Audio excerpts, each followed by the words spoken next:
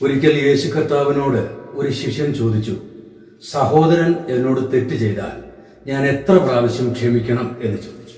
7 വട്ടം മതിയോ എന്ന് ചോദിച്ചു. യേശു ക്രിസ്തു ആ ശിഷ്യനോട് മറുപടി പറഞ്ഞു, 70 വട്ടം ക്ഷമിക്കുക എന്ന് മറുപടി പറഞ്ഞു. 7ഉം 70ഉം ഗുണിച്ചാൽ കിട്ടുന്ന ഒരു സംഖ്യ വരെ ക്ഷമിക്കുക എന്നല്ല വാസ്തവത്തിൽ അതിനർത്ഥം. അനന്തമായി ക്ഷമിക്കുക എന്നാണ്. എപ്പോഴും ക്ഷമിക്കുക എന്നാണ്. എത്ര പ്രാവശ്യം തെറ്റ് ചെയ്താലും ക്ഷമിക്കുക എന്നാണ്.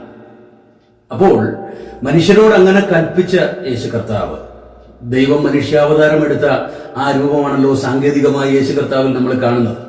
അപ്പോൾ ദൈവം അനന്തമായി ക്ഷമിക്കുവാൻ മനുഷ്യരോട് ഉപദേശിക്കുന്നു എങ്കിൽ ദൈവവും അനന്തമായി ക്ഷമിക്കും എന്നാണ് അതിനകത്ത് അന്തർലീനമായിരിക്കുന്ന അർത്ഥം എന്ന് പറയുന്നത്. മാത്രമല്ല, മർക്കോസിന്റെ സുവിശേഷം 3-ാം അധ്യായത്തിന്റെ 28-ാം വാക്യത്തിൽ ഇങ്ങനെ വായിക്കുന്നു, സകല പാപവും ദൂഷണവും മനുഷ്യരോട് ക്ഷമിക്കും. ഏത് പാപവും ക്ഷമിക്കും. എന്നാൽ മർക്കോസിന്റെ സുവിശേഷം 3-ാം അധ്യായത്തിന്റെ 29-ാം വാക്യത്തിലേക്ക് നമ്മൾ വരുമ്പോൾ മറ്റൊരു വാക്യം, അപകടകരമായൊരു വാക്യം അവിടെ എഴുതിയിരിക്കുന്നു. പരിശുദ്ധാത്മാവിന് നേരെ ദൂഷണം പറയുന്നവരോ ഒരു നാളും ക്ഷമ കിട്ടാതെ നിത്യശിക്ഷയ്ക്ക് യോഗ്യനാകും. വളരെ ഭയപ്പെടുത്തുന്ന ഒരു വാക്യമാണ്.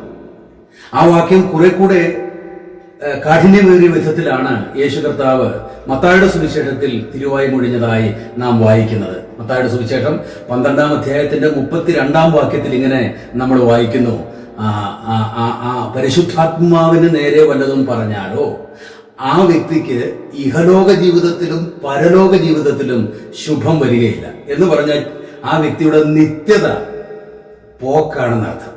നിത്യജീവനിലേക്ക് ആ വ്യക്തി കടക്കുകയില്ലെന്നർത്ഥം. ഈ ലോക ജീവിതത്തിലും അയാൾ വലിയ പ്രയാസം അനുഭവിക്കും എന്നർത്ഥം. ഈ വാക്യം എല്ലാവർക്കും അറിയാം. പരിശുദ്ധാത്മാവിന് നേരെയുള്ള പാപം അഥവാ പരിശുദ്ധാത്മാവിനോടുള്ള ദൂഷണം എന്ന് പറഞ്ഞാൽ വാസ്തവത്തിൽ എന്താണ്?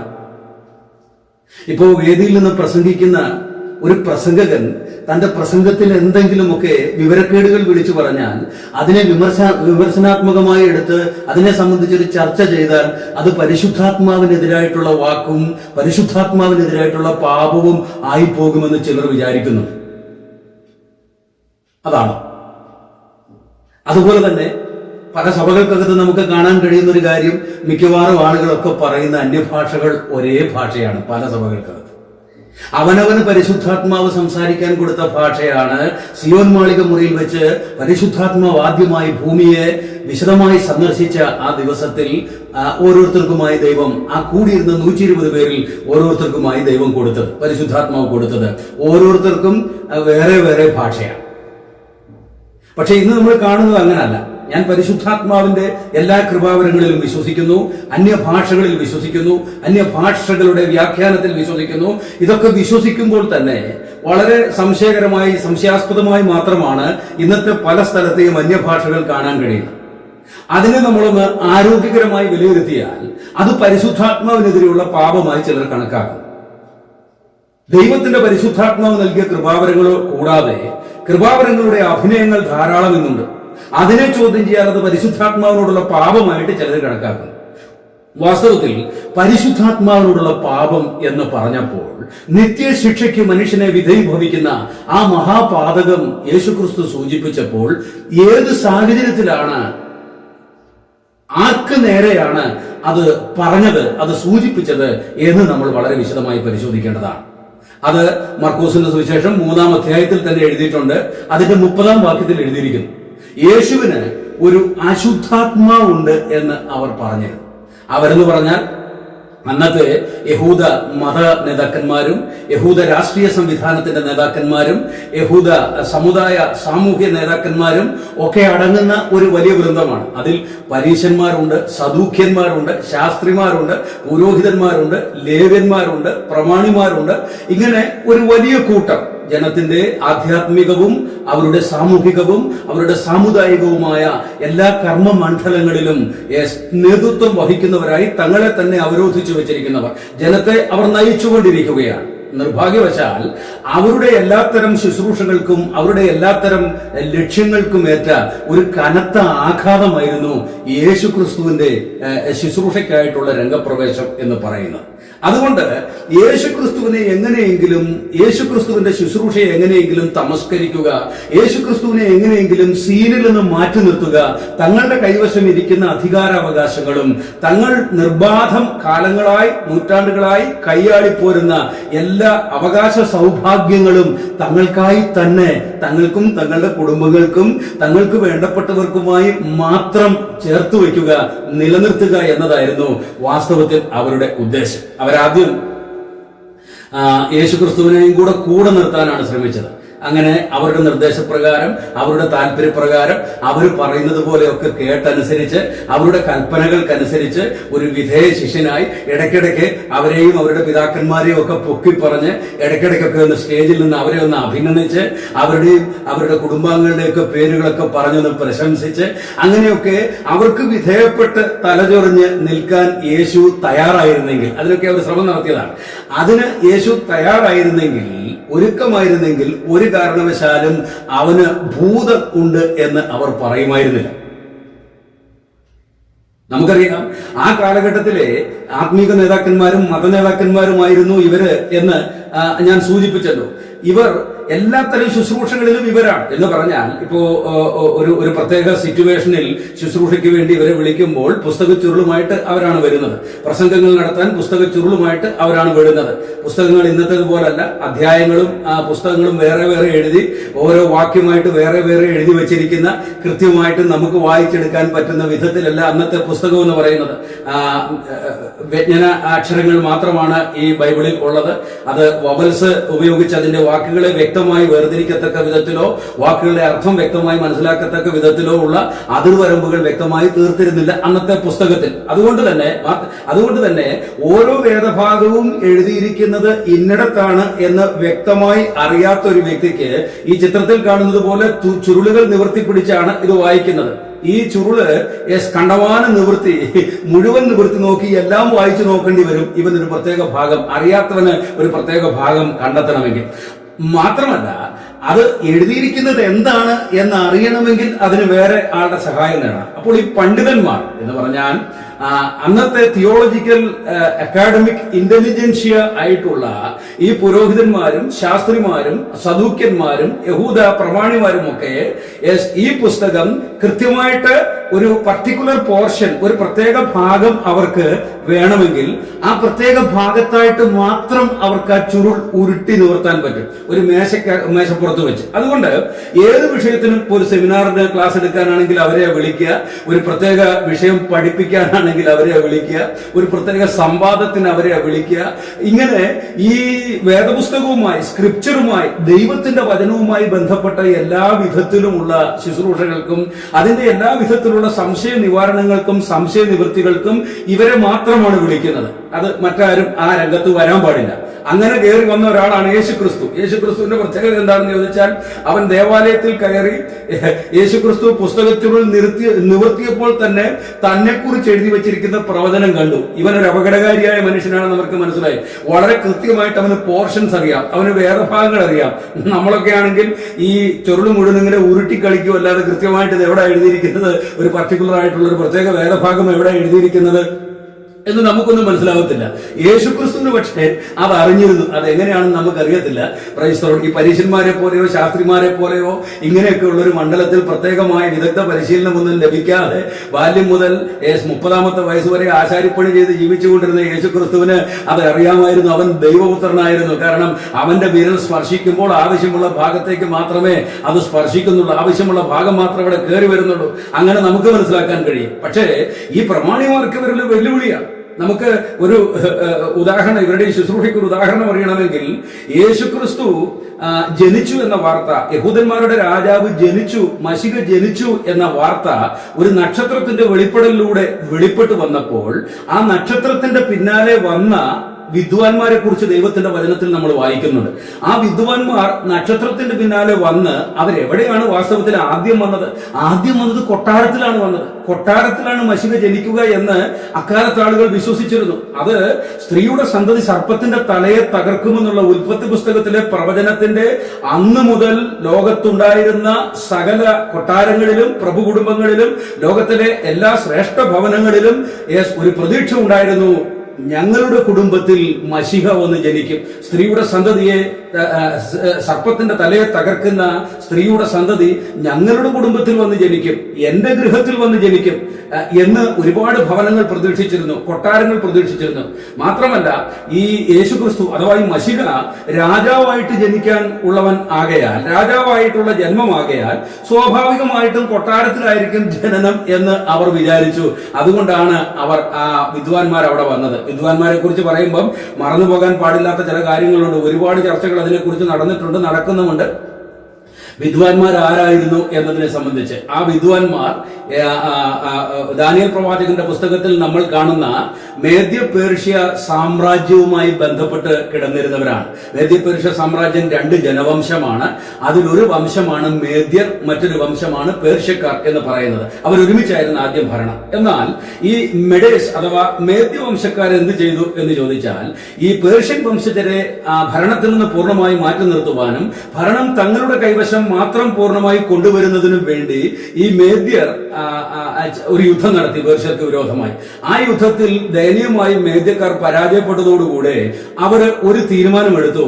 ഇനി മേലിൽ ഞങ്ങൾക്ക് രാജ്യഭരണം വേണ്ട, ഞങ്ങൾക്ക് അധികാരങ്ങളൊന്നും വേണ്ട, ഞങ്ങൾ ഇനിമേലിൽ അറിവുകൾക്ക് പിന്നാലെ സഞ്ചരിക്കും. ലോകത്തിന് ഉപകാരപ്രദമായ, വിജ്ഞാനപ്രദമായിട്ടുള്ള, ലോക മനുഷ്യർക്ക് ഗുണകരമായിട്ടുള്ള, രാജാക്കന്മാർക്ക് പ്രയോജനപ്രദമായിട്ടുള്ള അറിവുകൾ അന്വേഷിച്ച് ഞങ്ങൾ ഇനി ജീവിക്കും. അത് കണ്ടെത്തി മനുഷ്യരെ പഠിപ്പിച്ച് അങ്ങനെ സമൂഹത്തിന് ഗുണകരമായ ഒരു ജീവിതത്തിലേക്ക് ഞങ്ങൾ തിരിയും എന്ന് ആ മേദ്യർ തീരുമാനിക്കുകയും അവർ അതുവരെ അതിനുശേഷവും ഉണ്ടായിട്ടുള്ള ലോക വിജ്ഞാനങ്ങളിലേക്ക് അവർ അന്വേഷണം നടത്തി മുൻപോട്ട് പോയതായിട്ടാണ് ചരിത്രം പറയുന്നത്.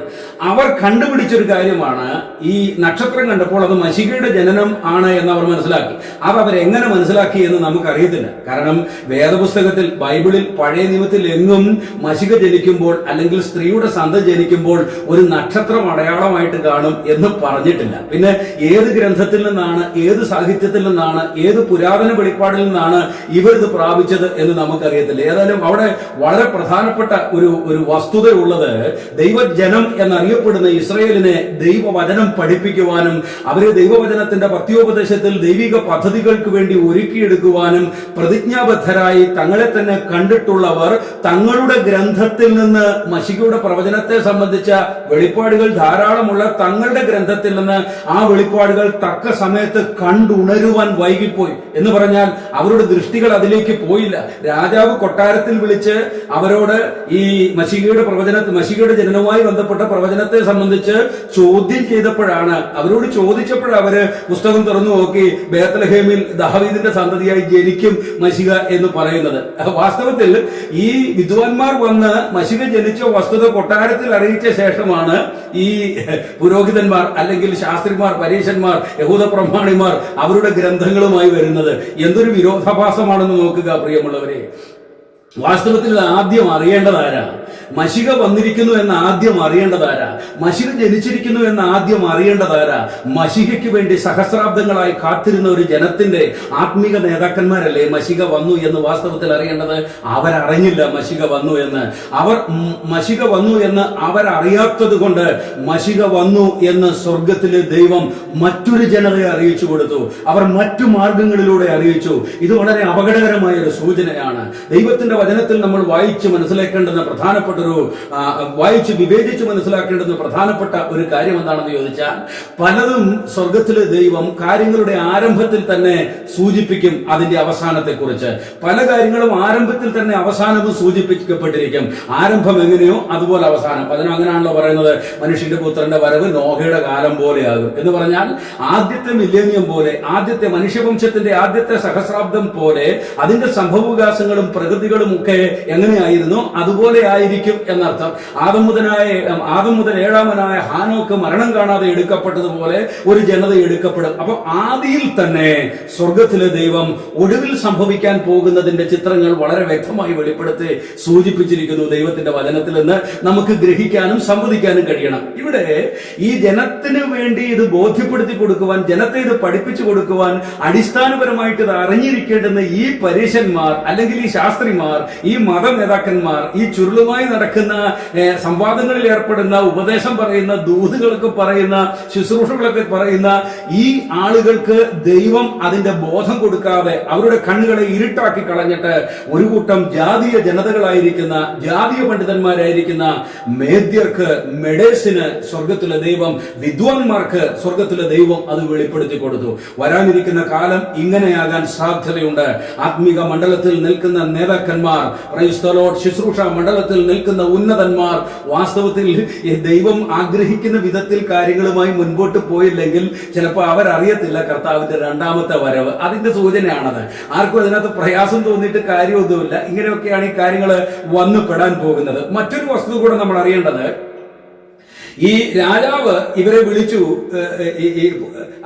മശിഹ എവിടാ ജനിക്കുക, യഹൂദന്മാരുടെ രാജാവ് എവിടാ ജനിക്കുക എന്ന് ചോദിച്ചപ്പം ഇവർ ചുരുള് നിവർത്തിയിട്ടിട്ട് വായിച്ചിട്ട് പറഞ്ഞു, ബേത്ലഹേമിൽ ജനിക്കും, ദാവീദിന്റെ സന്തതിയായി ബേത്ലഹേമിൽ ജനിക്കും എന്നവർ പറഞ്ഞു. മശിഹ ജനിച്ച കാര്യം ഇവർ അറിഞ്ഞില്ല. മശിഹ ഓൾറെഡി ജനിച്ചിരിക്കുന്നു. അത് ജാതികൾ അറിഞ്ഞു, ഇവർ അറിഞ്ഞില്ല. ഇതിൽ ഏറ്റവും അപകടകരമായ ഒരു കാര്യം കൂടെ അവിടെ നമ്മൾ വായിച്ചെടുക്കേണ്ടതുണ്ട്. അത് മറ്റൊന്നുമല്ല, മശിഹ ജനിച്ച ആ നിമിഷത്തിൽ തന്നെ വെളിമ്പ്രദേശത്ത് ആടുകളെ കാത്തുകൊണ്ട് കിടന്നിരുന്ന ഇടയന്മാർക്ക് ദൈവം സന്ദേശം അയച്ചു, ദൂതന്മാരെ അയച്ചു. അവർ പാടി വാഴ്ത്തി മശിഹയുടെ ജനനത്തെ സംബന്ധിച്ച വളരെ വ്യക്തമായ സൂചന ഇടയന്മാർക്ക് കൊടുത്തു. ആരെ ഇടയന്മാരെന്ന് പറഞ്ഞാൽ, ഇടയന്മാർ വിദ്യാഭ്യാസമില്ലാത്തവരാണ്. അവർ ബാല്യം മുതലേ ആടുകൾക്ക് പിന്നാലെ നടക്കുന്നതാണ്. പരീശന്മാരുടെ വിദ്യാഭ്യാസം അവർക്കില്ല. പ്രത്യേകിച്ച് പരീശന്മാരുടെയും സദൂക്യരുടെയും ഒക്കെ കാലഘട്ടം എന്ന് പറഞ്ഞാൽ മലാക്കിക്ക് ശേഷം മത്തായി വരെയുള്ള 400 വർഷത്തെ ആ ഇടവേളയിലാണ് ഇവരുടെ രൂപപ്പെടൽ എന്ന് പറയുന്നത്. ആ 400 വർഷത്തിന് വേറൊരു പ്രത്യേകതയുണ്ട്.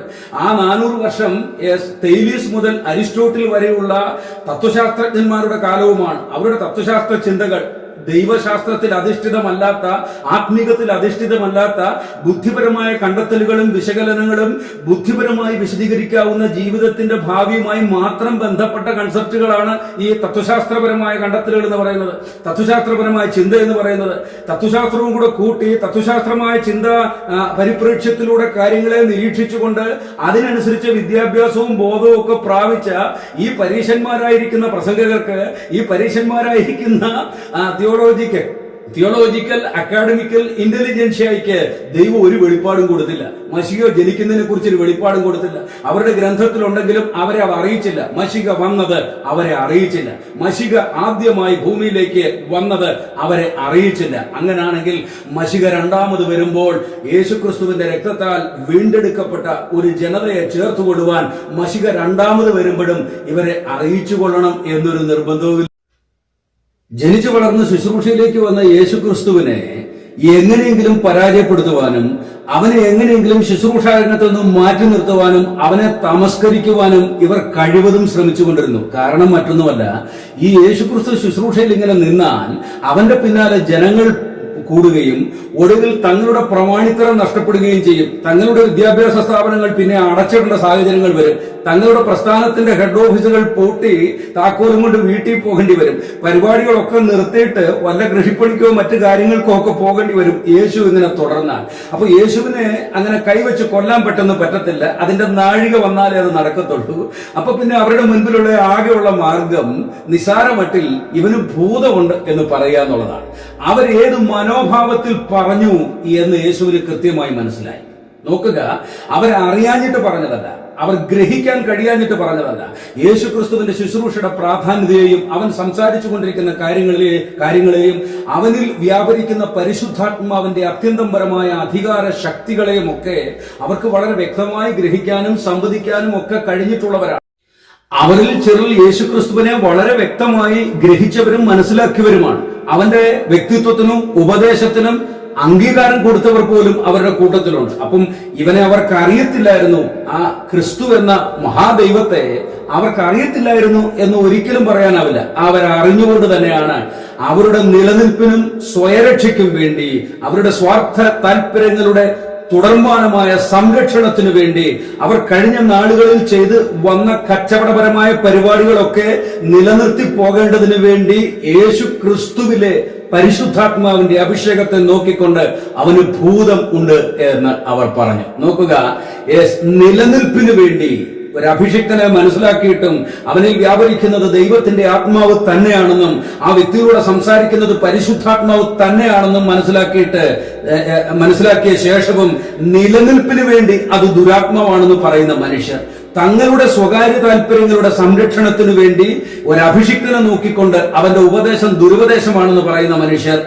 തങ്ങളുടെ സ്വാർത്ഥ താല്പര്യങ്ങളും തങ്ങളുടെ സ്വാർത്ഥ ജീവിത മോഹങ്ങളും നിലനിർത്തേണ്ടതിനു വേണ്ടി ഒരു അഭിഷിക്തനിൽ വ്യാപരിക്കുന്ന പരിശുദ്ധാത്മാവിന്റെ ശുശ്രൂഷകളെ തെറ്റായതാണ്, അത് ദുരാത്മാവാണ് എന്ന് ജനങ്ങൾക്കിടയിൽ പ്രചരണം നടത്തുന്ന ചില മനുഷ്യർ, ഈ പരീശന്മാർ അടയാളപ്പെടുത്തുന്നത് അത്തരം ചില ജീവിതങ്ങളെയാണ്. ഈ അന്ത്യകാലത്ത് അങ്ങനെ ആരെങ്കിലുമൊക്കെ പ്രവർത്തിക്കുന്നുണ്ടെങ്കിൽ വളരെ വ്യക്തമായി നല്ല പണി വരുന്നുണ്ട്. ദൈവത്തിന്റെ വലിയ നാമത്തിന് മഹത്വം ഉണ്ടാവട്ടെ. ആ ജനത കൃത്യം 40 വർഷം കഴിഞ്ഞപ്പോൾ അവർ അനുഭവിച്ച പ്രതിസന്ധികളെ, പ്രതികൂലങ്ങളെ, സമൂല നാശത്തെ, AD 70 ദേവാലയം തകർന്നപ്പോൾ ഈ പരീശവർഗം അടക്കമുള്ള നേതാക്കന്മാർ നേരിട്ട സമൂല നാശത്തെ ആർക്കും തടയാൻ കഴിഞ്ഞില്ല.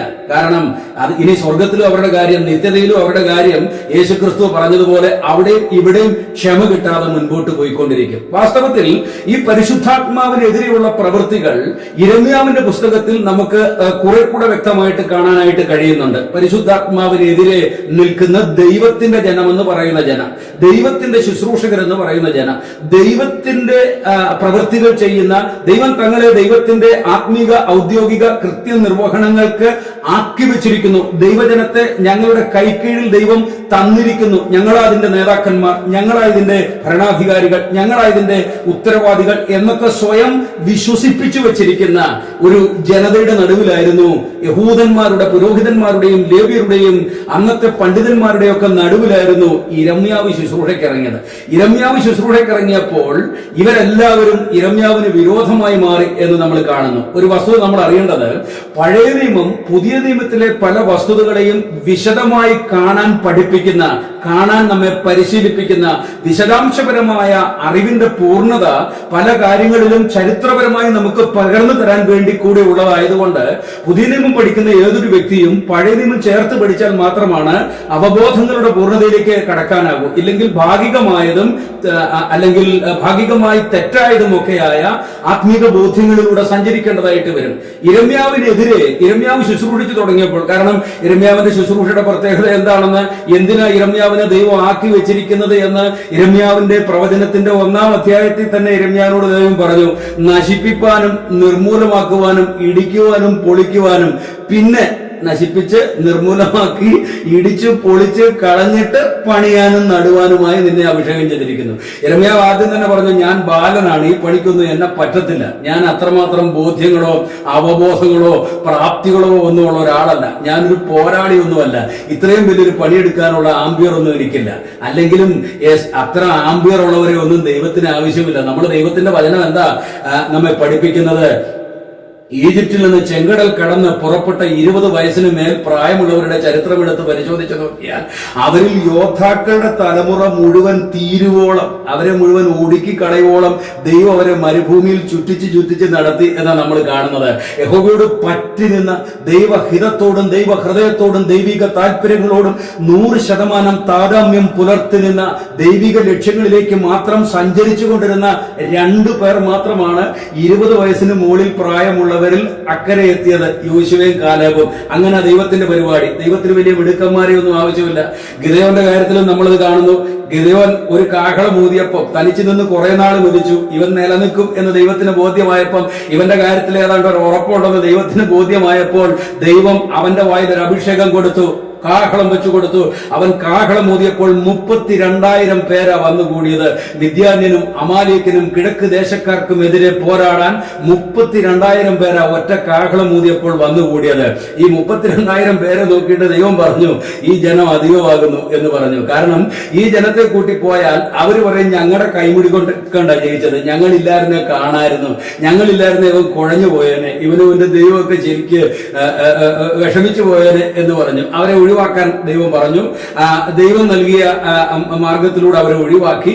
പിന്നെ 10,000 പേര് ശേഷിച്ചു. ആ 10,000 പേരും കൂടുതലാണെന്ന് ദൈവം പറഞ്ഞു. ഒടുവിൽ ദൈവം തന്നെ പിന്നെ ഇടപെട്ടു. ആളുകളുടെ എണ്ണം വർദ്ധിക്കുകയല്ല, ദൈവത്തിന്റെ യുദ്ധസന്നാഹത്തിൽ ആളുകളുടെ എണ്ണം വർദ്ധിക്കുകയല്ല, ആളുകളുടെ എണ്ണം കുറഞ്ഞ് മൂല്യം വർദ്ധിക്കുന്ന ജനത തെളിയപ്പെടുകയാണ് ചെയ്യുന്നത്, മൂല്യം തെളിയിക്കപ്പെടുകയാണ് ചെയ്യുന്നത്. 300 പേര് മാത്രം ശേഷിച്ചു. അപ്പൊ ഈ 300 പേരെ കൊണ്ട് ഞാൻ ചെയ്യും, കാരണം മഹത്വം എനിക്ക് വരണം. എന്റെ യുദ്ധം യഹോവയ്ക്കുള്ളത്, ഞാനാണ് യുദ്ധം നടത്തുന്നത്. അതിന്റെ മഹത്വവും മാന്യതയും അതിന്റെ അംഗീകാരവും ഒക്കെ എനിക്ക് വരാനുള്ളതാണ്. അതിനെ യുദ്ധത്തിന്റെ വിജയത്തെ സംബന്ധിച്ച് ആരെങ്കിലും ഒരു മഹത്വം കൊടുക്കുന്നെങ്കിൽ ആ മഹത്വം മനുഷ്യന് പോകാൻ പാടില്ല. ആരെങ്കിലും ഒരു സ്തുതിഗീതം പാടുന്നുവെങ്കിൽ, ആരെങ്കിലും വീരനായി വാഴ്ത്തുന്നുവെങ്കിൽ അത് ദൈവത്തിന് ഇഷ്ടമല്ല. അവന്റെ മഹത്വമെല്ലാം അവന് വേണം. അപ്പൊ ഇവിടെ യിരെമ്യാവിന്റെ കാര്യത്തിലും ദൈവം ചെയ്യുന്നത് അതാണ്. മിടുക്കന്മാരും പ്രാപ്തിയുള്ളവരും കഴിവുള്ളവരും ഒക്കെ ഒരുപാടുള്ളപ്പോൾ ദൈവം ഒരു ബാലൻ, അവൻ തന്നെ പറയാം, ഞാൻ ബാലനല്ലോ, നീ പേടിക്കണ്ട, നീ ബാലനെന്ന് നീ പറയരുത്, പ്രവർത്തിക്കുന്നത് ഞാനാ എന്ന് പറഞ്ഞവനെ ഏൽപ്പിച്ചിരിക്കുന്ന കാര്യം എന്താ? ഇടിക്കുവാനും പൊളിക്കുവാനും നിർമൂലമാക്കുവാനും നശിപ്പിക്കുവാനും പിന്നെ പണിയുവാനും നടുവാനും. അപ്പൊ ഇടിച്ചു പൊളിച്ച് കളഞ്ഞേച്ച് വേണം പണിയാൻ. എന്താ ഇടിച്ചു പൊളിച്ച് കളയണ്ടേ? ദൈവത്തിന്റെ പദ്ധതിക്ക് വിരോധമായി പണിയപ്പെട്ടതൊക്കെ ഇടിച്ചു പൊളിച്ച് കളയുക തന്നെ വേണം. എന്താണ് ദൈവത്തിന്റെ പദ്ധതി? പഴയ നിയമത്തിൽ ദൈവത്തിന്റെ പദ്ധതിയുണ്ട്.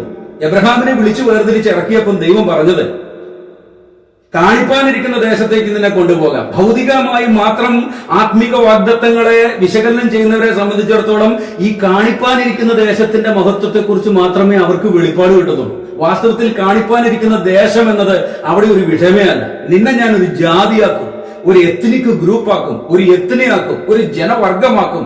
അതാണ് അവിടുത്തെ വാസ്തവത്തിലുള്ള വാഗ്ദത്തം എന്ന് പറയുന്നത്. എന്തിനാണ് ഒരു ജനവർഗമാക്കുന്നത്? ഉൽപ്പത്തി പുസ്തകത്തിൽ കാണുന്ന മശിഹയെ അഥവാ സ്ത്രീയുടെ സന്തതി സർപ്പത്തിന്റെ തലയെ തകർക്കും എന്നിങ്ങനെ ഉൽപ്പത്തി പുസ്തകത്തിൽ പ്രവചിക്കപ്പെട്ടിരിക്കുന്ന ആ മശിഹ, ആ ഏകൻ, ആ അബ്രഹാമിന്റെ സന്തതി, ആ ദൈവത്തിന്റെ ഏകജാതൻ ഈ ജനതയിൽ വന്ന് ജനിക്കത്തക്ക വിധത്തിൽ നിന്നിൽ നിന്ന് ഞാനൊരു ജനതയെ രൂപപ്പെടുത്തും. ആ ജനതയെ ശുദ്ധീകരിച്ച്, അത് ജനതയെ ലോകത്തിൽ നിന്ന് എബ്രഹാമിനെ വേർതിരിച്ചു, എബ്രഹാമിൽ നിന്ന് ജനതയെ വേർതിരിച്ചു, അവരെ ശുദ്ധീകരിച്ച് അങ്ങനെ ദൈവം കൊണ്ടുപോവാണ്. ഏറ്റവും ഒടുവിലാണ് ഒരു മറിയുടെ മുറിയിൽ വന്ന് ദൈവം പറയുന്നത്, കർത്താവിന്റെ ദൂതൻ പറയുന്നത്, കൃപ ലഭിച്ചവളെ നിനക്ക് വന്ദനം, കൃപ ലഭിച്ചവളെ നിനക്ക് വന്ദനം എന്നാണ് അവിടെ പറയുന്നത്. അല്ലാതെ നന്മ നിറഞ്ഞ മറിയമേ നിനക്ക് സുസ്ഥി എന്നല്ല. കൃപ ലഭിച്ചവളെ നിനക്ക് വന്ദനം, നിനക്ക് കൃപ ലഭിച്ചിരിക്കുന്നു എന്ന് പറഞ്ഞാൽ ലോകത്തിലെ എല്ലാ ഉന്നതന്മാരെയും ശ്രേഷ്ഠന്മാരെയും രാജകുമാരിമാരെയും പ്രഭുകുമാരിമാരെയും സമ്പന്നരെയും വെറുതെ മടക്കി അയച്ചിട്ട് യുഗങ്ങളായി ആളുകൾ പ്രത്യാശിച്ചു കൊണ്ടിരുന്ന ആ മഹാസൗഭാഗ്യം ഇതാ സാധാരണ വ്യക്തിയായ നിനക്ക് കൈവന്നിരിക്കുന്നു എന്നർത്ഥം.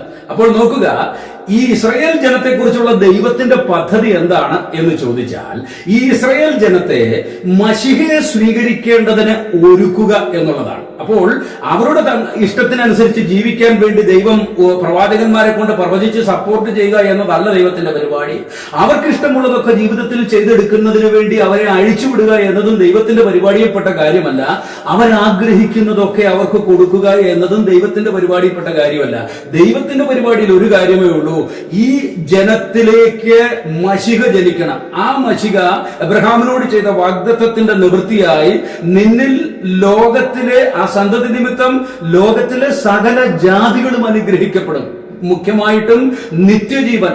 ആദാം ചെയ്ത പാപത്തിന്റെ പരിണിതഫലമായി മനുഷ്യവർഗത്തിൽ ആകമാനം, ഏകന്റെ പാപത്തിന്റെ പരിണിതഫലമായി മനുഷ്യവർഗത്തിൽ ആകമാനം പടർന്നു വീണ പാപം നിമിത്തം വന്ന ശാപത്തിന്റെ ഫലമായിട്ടുള്ള നിത്യമരണത്തെ, നിത്യ നരക ശിക്ഷയെ മനുഷ്യവർഗത്തിൽ നിന്ന് പരിപൂർണമായി തുടച്ചു മാറ്റിക്കളയുവാൻ, വിശ്വസിക്കുന്നവരെ നിത്യജീവന്റെ കവാടത്തിലേക്ക് ആനയിക്കുവാൻ ഒരു വ്യക്തി വരും. ആ വാസ്തവത്തിൽ വാസ്തവത്തിലുള്ള അനുഗ്രഹം എന്ന് പറയുന്നതാണ്. ഈ അനുഗ്രഹം വരുത്തുവാനുള്ള വ്യക്തിയെ ഏറ്റുവാങ്ങേണ്ടതിന് വേണ്ടി, ആ വ്യക്തിയെ പ്രാപിക്കേണ്ടതിന് വേണ്ടി, ആ വ്യക്തി തങ്ങളിൽ നിന്ന് ഉരുവായി വരേണ്ടതിന്, ആ വ്യക്തി വരേണ്ടതിന് ഒരുക്കപ്പെടുക. വാസ്തവത്തിൽ പഴയ നിയമത്തിലെ ശുശ്രൂഷ എന്ന് പറയുന്ന അതാണ്. ദൈവത്തിന്റെ ലക്ഷ്യത്തിന് വേണ്ടി ജനത്തെ ഒരുക്കുക. പക്ഷേ യിരെമ്യാവിന്റെ കാലത്തെ ശുശ്രൂഷകർ അങ്ങനെയുള്ളവരായിരുന്നില്ല. നമുക്കറിയാം, യിരെമ്യാവിന്റെ കാലത്ത് ഒരു ഹനന്യാവ് ഉണ്ടായിരുന്നു. യിരെമ്യാവ് പ്രവാസത്തെക്കുറിച്ച് പ്രവചിച്ചപ്പോൾ, യിരെമ്യാവിന്റെ പുസ്തകം 27-ാം അധ്യായത്തിൽ നമ്മൾ 27, 28, 26, 27, 28 അധ്യായങ്ങളിലൊക്കെ ഇത്തരം ചില സംഭവവികാസങ്ങൾ നമുക്ക് കാണാൻ കഴിയുന്നുണ്ട്. യിരെമ്യാവ് പ്രവാസം പ്രവചിച്ചപ്പോൾ എന്ന് പറഞ്ഞാൽ ബാബിലോണിയൻ ചക്രവർത്തി ആയിരിക്കുന്ന നെബൂഖദ്നേസർ ഈ ജനത്തെ പിടിച്ചുകൊണ്ടു പോകുന്ന പ്രവാസം, അത് ജനത്തിനെല്ലാം നഷ്ടപ്പെടാൻ പോവുകയാണ്. അവരുടെ സുഖജീവിതമെല്ലാം അവസാനിക്കാൻ പോവുകയാണ്. അവരും അവരുടെ പ്രവാചകന്മാരും അവരുടെ പ്രാർത്ഥനക്കാരും അവരുടെ ഉപവാസക്കാരും അവരുടെ പ്രസംഗകരും എല്ലാവരും കൂടെ തട്ടിക്കൂട്ടി ഉണ്ടാക്കിയ ജീവിതത്തിന്റെ ആഡംബരങ്ങളെല്ലാം തീരുകയാണ്, എല്ലാം നഷ്ടപ്പെടുകയാണ്. തങ്കത്തോട് തുല്യരായിരുന്ന സിയോന്റെ വിശിഷ്ടപുത്രന്മാർ കരിക്കട്ടകൾ പോലെ വീതിയിൽ ചെതറിക്കിടക്കുന്ന കാലത്തിലേക്ക് കാര്യങ്ങൾ വരാൻ പോവുകയായിരുന്നു യിരെമ്യാവിന്റെ കാലത്ത്. പക്ഷെ ജനം അതറിഞ്ഞില്ല. കാരണം എന്താ? ജനം നശിക്കാൻ പോവുകയാണെന്നുള്ള കാര്യം ജനത്തോട് പ്രവചിക്കുന്ന പ്രവാചകന്മാർ പറഞ്ഞു കൊടുത്തില്ല. ഹനന്യാവിന്റെ പ്രത്യേകത എന്താ? നന്മ മാത്രം വരുമെന്നാണ് പ്രവചിക്കുന്നത്. അത് വളരെ വ്യക്തമായിട്ട് 27-ാം അധ്യായത്തിലൊക്കെ നമുക്ക് കാണാൻ കഴിയുന്നുണ്ട്. എന്താ കാണാൻ കഴിയുന്നത്? യിരെമ്യാവ് 70 വർഷത്തെ പ്രവാസം പറഞ്ഞ് കഴുത്തിലൊരു നുകം ഉണ്ടാക്കി വെച്ചു. ദൈവം പറഞ്ഞത് നുകം ഉണ്ടാക്കി വെക്കാൻ. കാരണം ബാബിലോണിയ ഭരണാധികാരിയുടെ, ബാബിലോണിയ സാമ്രാജ്യത്തിന്റെ നുകം, അടിമത്തത്തിന്റെ നുകം ഇസ്രായേൽ ജനതയ്ക്ക് ചുമക്കേണ്ടി വരുന്നത് 70 വർഷമായിരിക്കും എന്നർത്ഥം. ഈ 70 വർഷം നുകം ചുമക്കേണ്ടി വരും, 70 വർഷം അടിമത്തത്തിൽ കിടക്കേണ്ടി വരും. ദേവാലയത്തിൽ നിന്ന് കൊണ്ടുപോയ ഉപകരണങ്ങളൊക്കെ 70 വർഷം കഴിഞ്ഞ് മടക്കി കൊണ്ടുവരികയുള്ളൂ എന്ന വിധത്തിലുള്ള നെബൂഖദ്നേസർ കൊണ്ടുപോയ ഉപകരണങ്ങളുണ്ടല്ലോ, അതെല്ലാം കൂടെ 70 വർഷം കഴിഞ്ഞ് മടക്കി കൊണ്ടുവരികയുള്ളൂ എന്ന പ്രവചനങ്ങളൊക്കെ കേട്ട് ജനം അങ്ങ് വിഷമിച്ച് ടെൻഷൻ അടിച്ചിരിക്കുക. ജനം ഒരിക്കലും അത്തരം പ്രവചനം കേൾക്കാൻ താല്പര്യപ്പെടുന്നില്ല.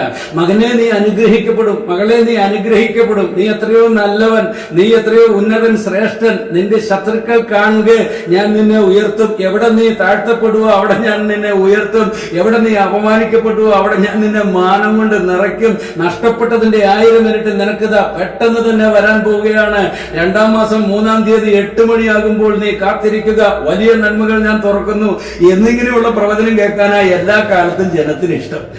യിരെമ്യാവിന്റെ കാലത്തും ജനത്തിന് അത് തന്നെയായിരുന്നു ഇഷ്ടം. അതുകൊണ്ട് ഈ ഹനന്യാവിനെ പോലുള്ളവരുടെ കച്ചവടം നല്ല ഭംഗിയായിട്ട് നടന്നു.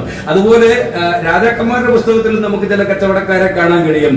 ആഹാബും യഹോശാഫാത്തും, ഇസ്രായേൽ രാജാവായ ആഹാബും യഹൂദ രാജാവായ യഹോശാഫാത്തും കൂടെ ഒരുമിച്ച് ഒരു യുദ്ധത്തിന് പോകാൻ വേണ്ടി ഉപവാസ പ്രാർത്ഥന നടത്തുക. കെനേനയുടെ മകൻ സീദക്കിയാവ് എന്ന് പറയുന്ന ഒരു പ്രവാചകനും അവന്റെ 400 ശിഷ്യന്മാരും കൂടെ പ്രവചിച്ചുകൊണ്ടിരിക്കുക. എന്താ പ്രവചിക്കുന്നത്? നീ കെനേനയുടെ മകൻ, അന്ന് പ്രവചനത്തിൽ പരീക്ഷണം നടക്കുന്ന കാലമാണ്. മനുഷ്യന് ഇഷ്ടമുള്ള പ്രവചനം നടത്തി നടത്തി നടത്തി ഇവര് കാശുകാരായി, ഇവര് സ്ഥാപനങ്ങളൊക്കെ ഉണ്ടായി.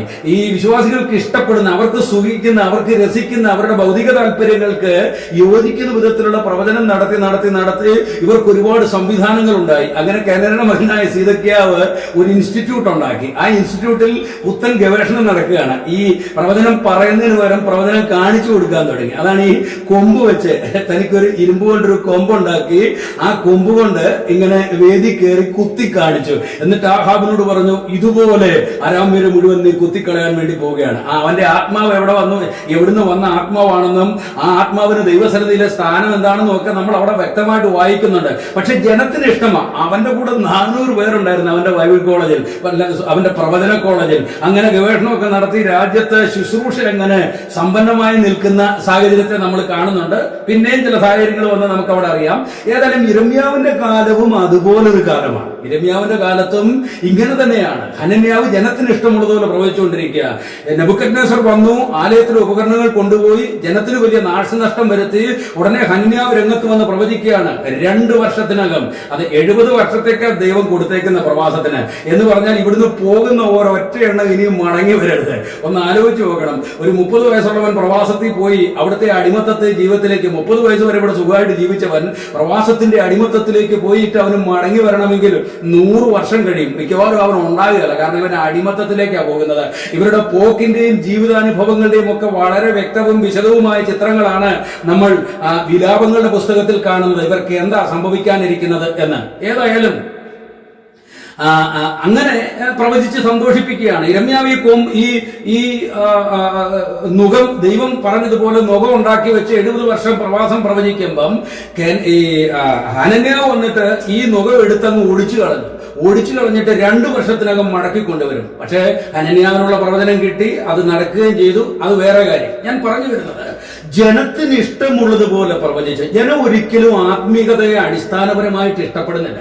കാരണം ആത്മീയത എന്ന് പറയുന്നത്, നിത്യതയുമായി ബന്ധപ്പെട്ട കാര്യങ്ങൾ എന്ന് പറയുന്നത്, ദൈവികമായ കാര്യങ്ങൾ എന്ന് പറയുന്നത് മനുഷ്യന്റെ ജഡത്തിന്റെയും ഭൗതിക ജീവിതത്തിന്റെയും അടിസ്ഥാനപരമായ താല്പര്യങ്ങൾക്ക് വിരുദ്ധമായി നിൽക്കുന്ന കാര്യമാണ്. ആ അടിസ്ഥാനപരമായ താല്പര്യങ്ങൾക്ക് മീതെ നമ്മുടെ ആത്മീക വ്യക്തിത്വത്തെ വളർത്തിയെടുക്കാൻ കഴിയാത്തിടത്തോളം കാലം, അതിനുവേണ്ടി കാത്തിരിക്കാത്തിടത്തോളം കാലം വ്യക്തികളുടെ ഹൃദയങ്ങളിലും വ്യക്തികളുടെ ശുശ്രൂഷയിലും വ്യാപരിക്കുന്നത് ഈ ലോകവുമായി ബന്ധപ്പെട്ട രസങ്ങളും മഹത്വങ്ങളും നന്മകളും ഐശ്വര്യങ്ങളും മാത്രമായിരിക്കും. അപ്പോ ഇത് മനസ്സിലാക്കി, ജനങ്ങളുടെ ഈ ജഡപ്രകൃതി മനസ്സിലാക്കി, ജനങ്ങളുടെ ഈ ലോകപ്രകൃതി മനസ്സിലാക്കി, അതിനനുസരിച്ച് ദൈവം തന്നെ അനുഗ്രഹിക്കും. അനേക രാഷ്ട്രങ്ങളിൽ നീ കടന്നു പോകും. അതെ, അനേക രാഷ്ട്രങ്ങളിൽ മാറി മാറി നീ ജോലി ചെയ്യുന്ന നാളുകളുണ്ട്. അതെ, സ്വന്തമായിട്ടൊരു എയർപോർട്ട്, അതിൻ്റെതായിരിക്കുന്ന നിലകളിൽ സ്വന്തമായിട്ടൊരു എയർപോർട്ട് നിനക്ക് ഉണ്ടാവുന്ന കാലം വരുന്നുണ്ട്. അല്ലെങ്കിൽ നിന്റെ മക്കൾ പണം കായ്ക്കുന്ന മരമാകാൻ പോവുകയാണ്.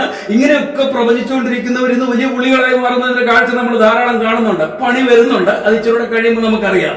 ഏതായാലും യിരെമ്യാവ് ഈ ശുശ്രൂഷ ചെയ്ത് അന്നത്തെ പ്രവാചകന്മാരുടെ പ്രവചനത്തിന് വിരോധമായി, അന്നത്തെ പ്രവാചകന്മാരുടെ ഭൗതിക താല്പര്യത്തിനും ജനത്തിന്റെ ഭൗതിക ഇഷ്ടങ്ങൾക്കും വിരോധമായി ദൈവത്തിന്റെ ശബ്ദമായിട്ട് യിരെമ്യാവ് നിൽക്കുകയാണ്. ഈ ബാലൻ ഇങ്ങനെ നിൽക്കുമ്പം, അല്ലെങ്കിൽ ഈ ബലഹീനൻ ഇങ്ങനെ നിൽക്കുമ്പം, ദൈവം ഒരു കാര്യം കൂടെ പറഞ്ഞിട്ടുണ്ട് ആ പുസ്തകത്തിന്റെ തുടക്കത്തിൽ തന്നെ. ഞാൻ ജാഗരിച്ചുകൊള്ളും. ഈ വാക്കുകൾ എന്റെ വാക്കുകളാണ്. നീ സംസാരിക്കുന്നത് നിന്റെ വാക്കുകളല്ല. നീ ആയിട്ട് ഒന്നും ചെയ്യണ്ട. നീ ഒന്ന് പറഞ്ഞാൽ മതി. എനിക്ക് ഇടപെടാനുള്ള കാര്യങ്ങൾ ഞാൻ ചില ദൂതുകളെ കൊണ്ടുവരാൻ, ജനത്തിന്റെ നടുവിലേക്ക് കൊണ്ടുവരാൻ താല്പര്യപ്പെടുന്നു. ഞാൻ ചില സന്ദേശങ്ങൾ ഇസ്രായേൽ ജനത്തിന്റെ കാതുകളിലേക്ക് കടത്തുവാൻ വേണ്ടി താല്പര്യപ്പെടുന്നു. അത് നീ ഒന്ന് പറഞ്ഞാൽ മതി. ആ വാക്കുകൾ, ആത്മാവിന്റെ വാക്കുകൾ, ആത്മാവിന്റെ ദൂതുകൾ, ആത്മാവിന്റെ പ്രവചനങ്ങൾ, പരിശുദ്ധാത്മാവിന്റെ യഥാർത്ഥമായ സന്ദേശം നിന്റെ നാവിൽ നിന്നൊന്ന് പുറത്തേക്ക് വന്ന, അന്തരീക്ഷത്തിലേക്ക് ഒന്ന് വന്നാൽ മതി. അതിന്റെ പിന്നാലെ ഞാൻ ജാഗരിച്ചുകൊള്ളും എന്നാ പറഞ്ഞിരിക്കുന്നത്. യിരെമ്യാവേ, നീ എന്ത് കാണുന്നു? ഞാൻ ബദാം വൃക്ഷത്തിന്റെ ഒരു കൊമ്പ് കാണുന്നു എന്നാ 1-ാം അധ്യായത്തിൽ പറഞ്ഞിരിക്കുന്നത്. ബദാം വൃക്ഷം എന്ന് പറഞ്ഞാൽ ജാഗ്രത എന്ന വാക്ക് തന്നെ എബ്രായ ഭാഷയിൽ ബദാം വൃക്ഷത്തിനും ഉള്ളത്. ഞാൻ ജാഗരിച്ചുകൊള്ളും എന്ന് പറഞ്ഞാൽ നീ ആയിട്ടൊന്നും ചെയ്യേണ്ട, നീ പറഞ്ഞാൽ മതി. അപ്പൊ ഇവൻ പറയുന്ന ശുശ്രൂഷ, ഇവൻ പറയുന്ന പ്രവചനം, ഇവൻ പറയുന്ന ദൂത് നടത്തിയെടുക്കുന്ന സർവശക്തനായ ഒരു ദൈവം യിരെമ്യാവിനോടുകൂടെ വ്യാപരിച്ചു കൊണ്ടിരിക്കുകയാ. സ്വർഗത്തിലും സ്വർഗാദി സ്വർഗത്തിലും അടങ്ങാത്തവൻ, പ്രപഞ്ചം മുഴുവൻ നിറഞ്ഞു നിൽക്കുന്നവൻ, സൂര്യചന്ദ്ര നക്ഷത്രാദികളെ സൃഷ്ടിച്ചവൻ, എന്തും കഴിയുന്ന സൃഷ്ടിസ്ഥിതി സംഹാരകനായ ദൈവത്തിന് ആവശ്യം അവന്റെ വാക്കുകൾ വിശ്വസ്തയോടെ പറയാൻ തയ്യാറാവുന്ന, വാക്കുകൾ വ്യക്തമായി വെളിപ്പെടുത്താൻ തയ്യാറാകുന്ന ഒരു വ്യക്തിയെ മാത്രമാണ്. അല്ല ശക്തനെ അല്ല, ബലവാനെ അല്ല, പക്വതയുള്ളവനെ അല്ല, പ്രായമുള്ളവനെ അല്ല, വിദ്യാസമ്പന്നനെ അല്ല, തിയോളജിക്കൽ അക്കാഡമിക് ഇന്റലിജൻസിയായ അല്ല ദൈവത്തിന് ആവശ്യം. ഇടയനെയാണ് ദൈവത്തിന് ആവശ്യം. സാധാരണക്കാരനെയാണ് ദൈവത്തിന് ആവശ്യം. അതുകൊണ്ടാണ് പറഞ്ഞ നീ അങ്ങ് പറഞ്ഞാൽ മതി, ഞാൻ നടത്തിക്കോളും. അവസാനം ദൈവം കാര്യങ്ങൾ നടത്തി. അപ്പോ അവർക്ക് യിരെമ്യാവിന് ചുറ്റും കൂടിയ ജനം, അല്ലെങ്കിൽ യിരെമ്യാവ് ആർക്കെതിരെ നിന്നോ അവർ യിരെമ്യാവിന് വിരോധമായി പ്ലോട്ടുകൾ തയ്യാറാക്കി. യിരെമ്യാവിന്റെ പുസ്തകത്തിന്റെ 20-ാം അധ്യായത്തിന്റെ 10-ാം വാക്യത്തിൽ നമ്മൾ അവരുടെ കൂടിയാലോചന, അവരുടെ ചർച്ച കാണുന്നു. കുറ്റം ബോധിപ്പിപ്പി, ഞങ്ങളും അവനെ കുറിച്ച് കുറ്റം ബോധിപ്പിക്കാം. യിരെമ്യാവ് 20:10 എഴുതിയിരിക്കുന്ന അങ്ങനെ, നാം അവനെ തോൽപ്പിച്ച് പക വീട്ടാം. എന്താ പക? ഇവരോട്, ഈ യിരെമ്യാവിനോട് എന്തിനാ? ഇവർക്കല്ലേ ഈ പക?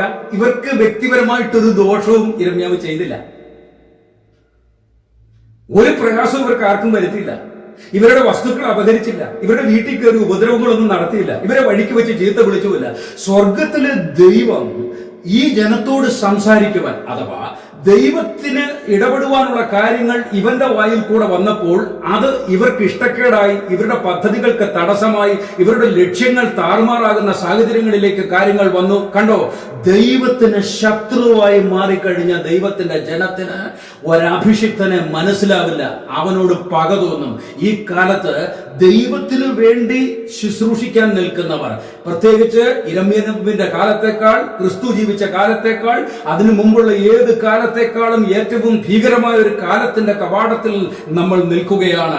ലോകാവസാനം മുതൽ ഇന്ന് വരെ സംഭവിച്ചിട്ടില്ലാത്ത മഹാകഷ്ടകാലത്തിന്റെ ദുരന്തമണി മുഴങ്ങുന്നതിന്റെ ശബ്ദം ഈ അടയാളങ്ങളാൽ, ഇന്ന് നടക്കുന്ന സംഭവ വികാസങ്ങളുടെ അടയാളങ്ങളാൽ ദൂരവേ കേൾക്കാൻ വചനത്തിന്റെ പ്രവചനങ്ങൾ പഠിക്കുന്ന ഏതൊരു വ്യക്തിക്കും സാധ്യമായിരിക്കണം. അവസാനത്തിലേക്ക് വന്നെത്തിയിരിക്കുന്നു. ദേശത്തിന്റെ 4 ഭാഗത്തും അവസാനം വന്നിരിക്കുന്നത് കൊണ്ട് മുറയിടേണ്ടുന്ന കാലമാണ്.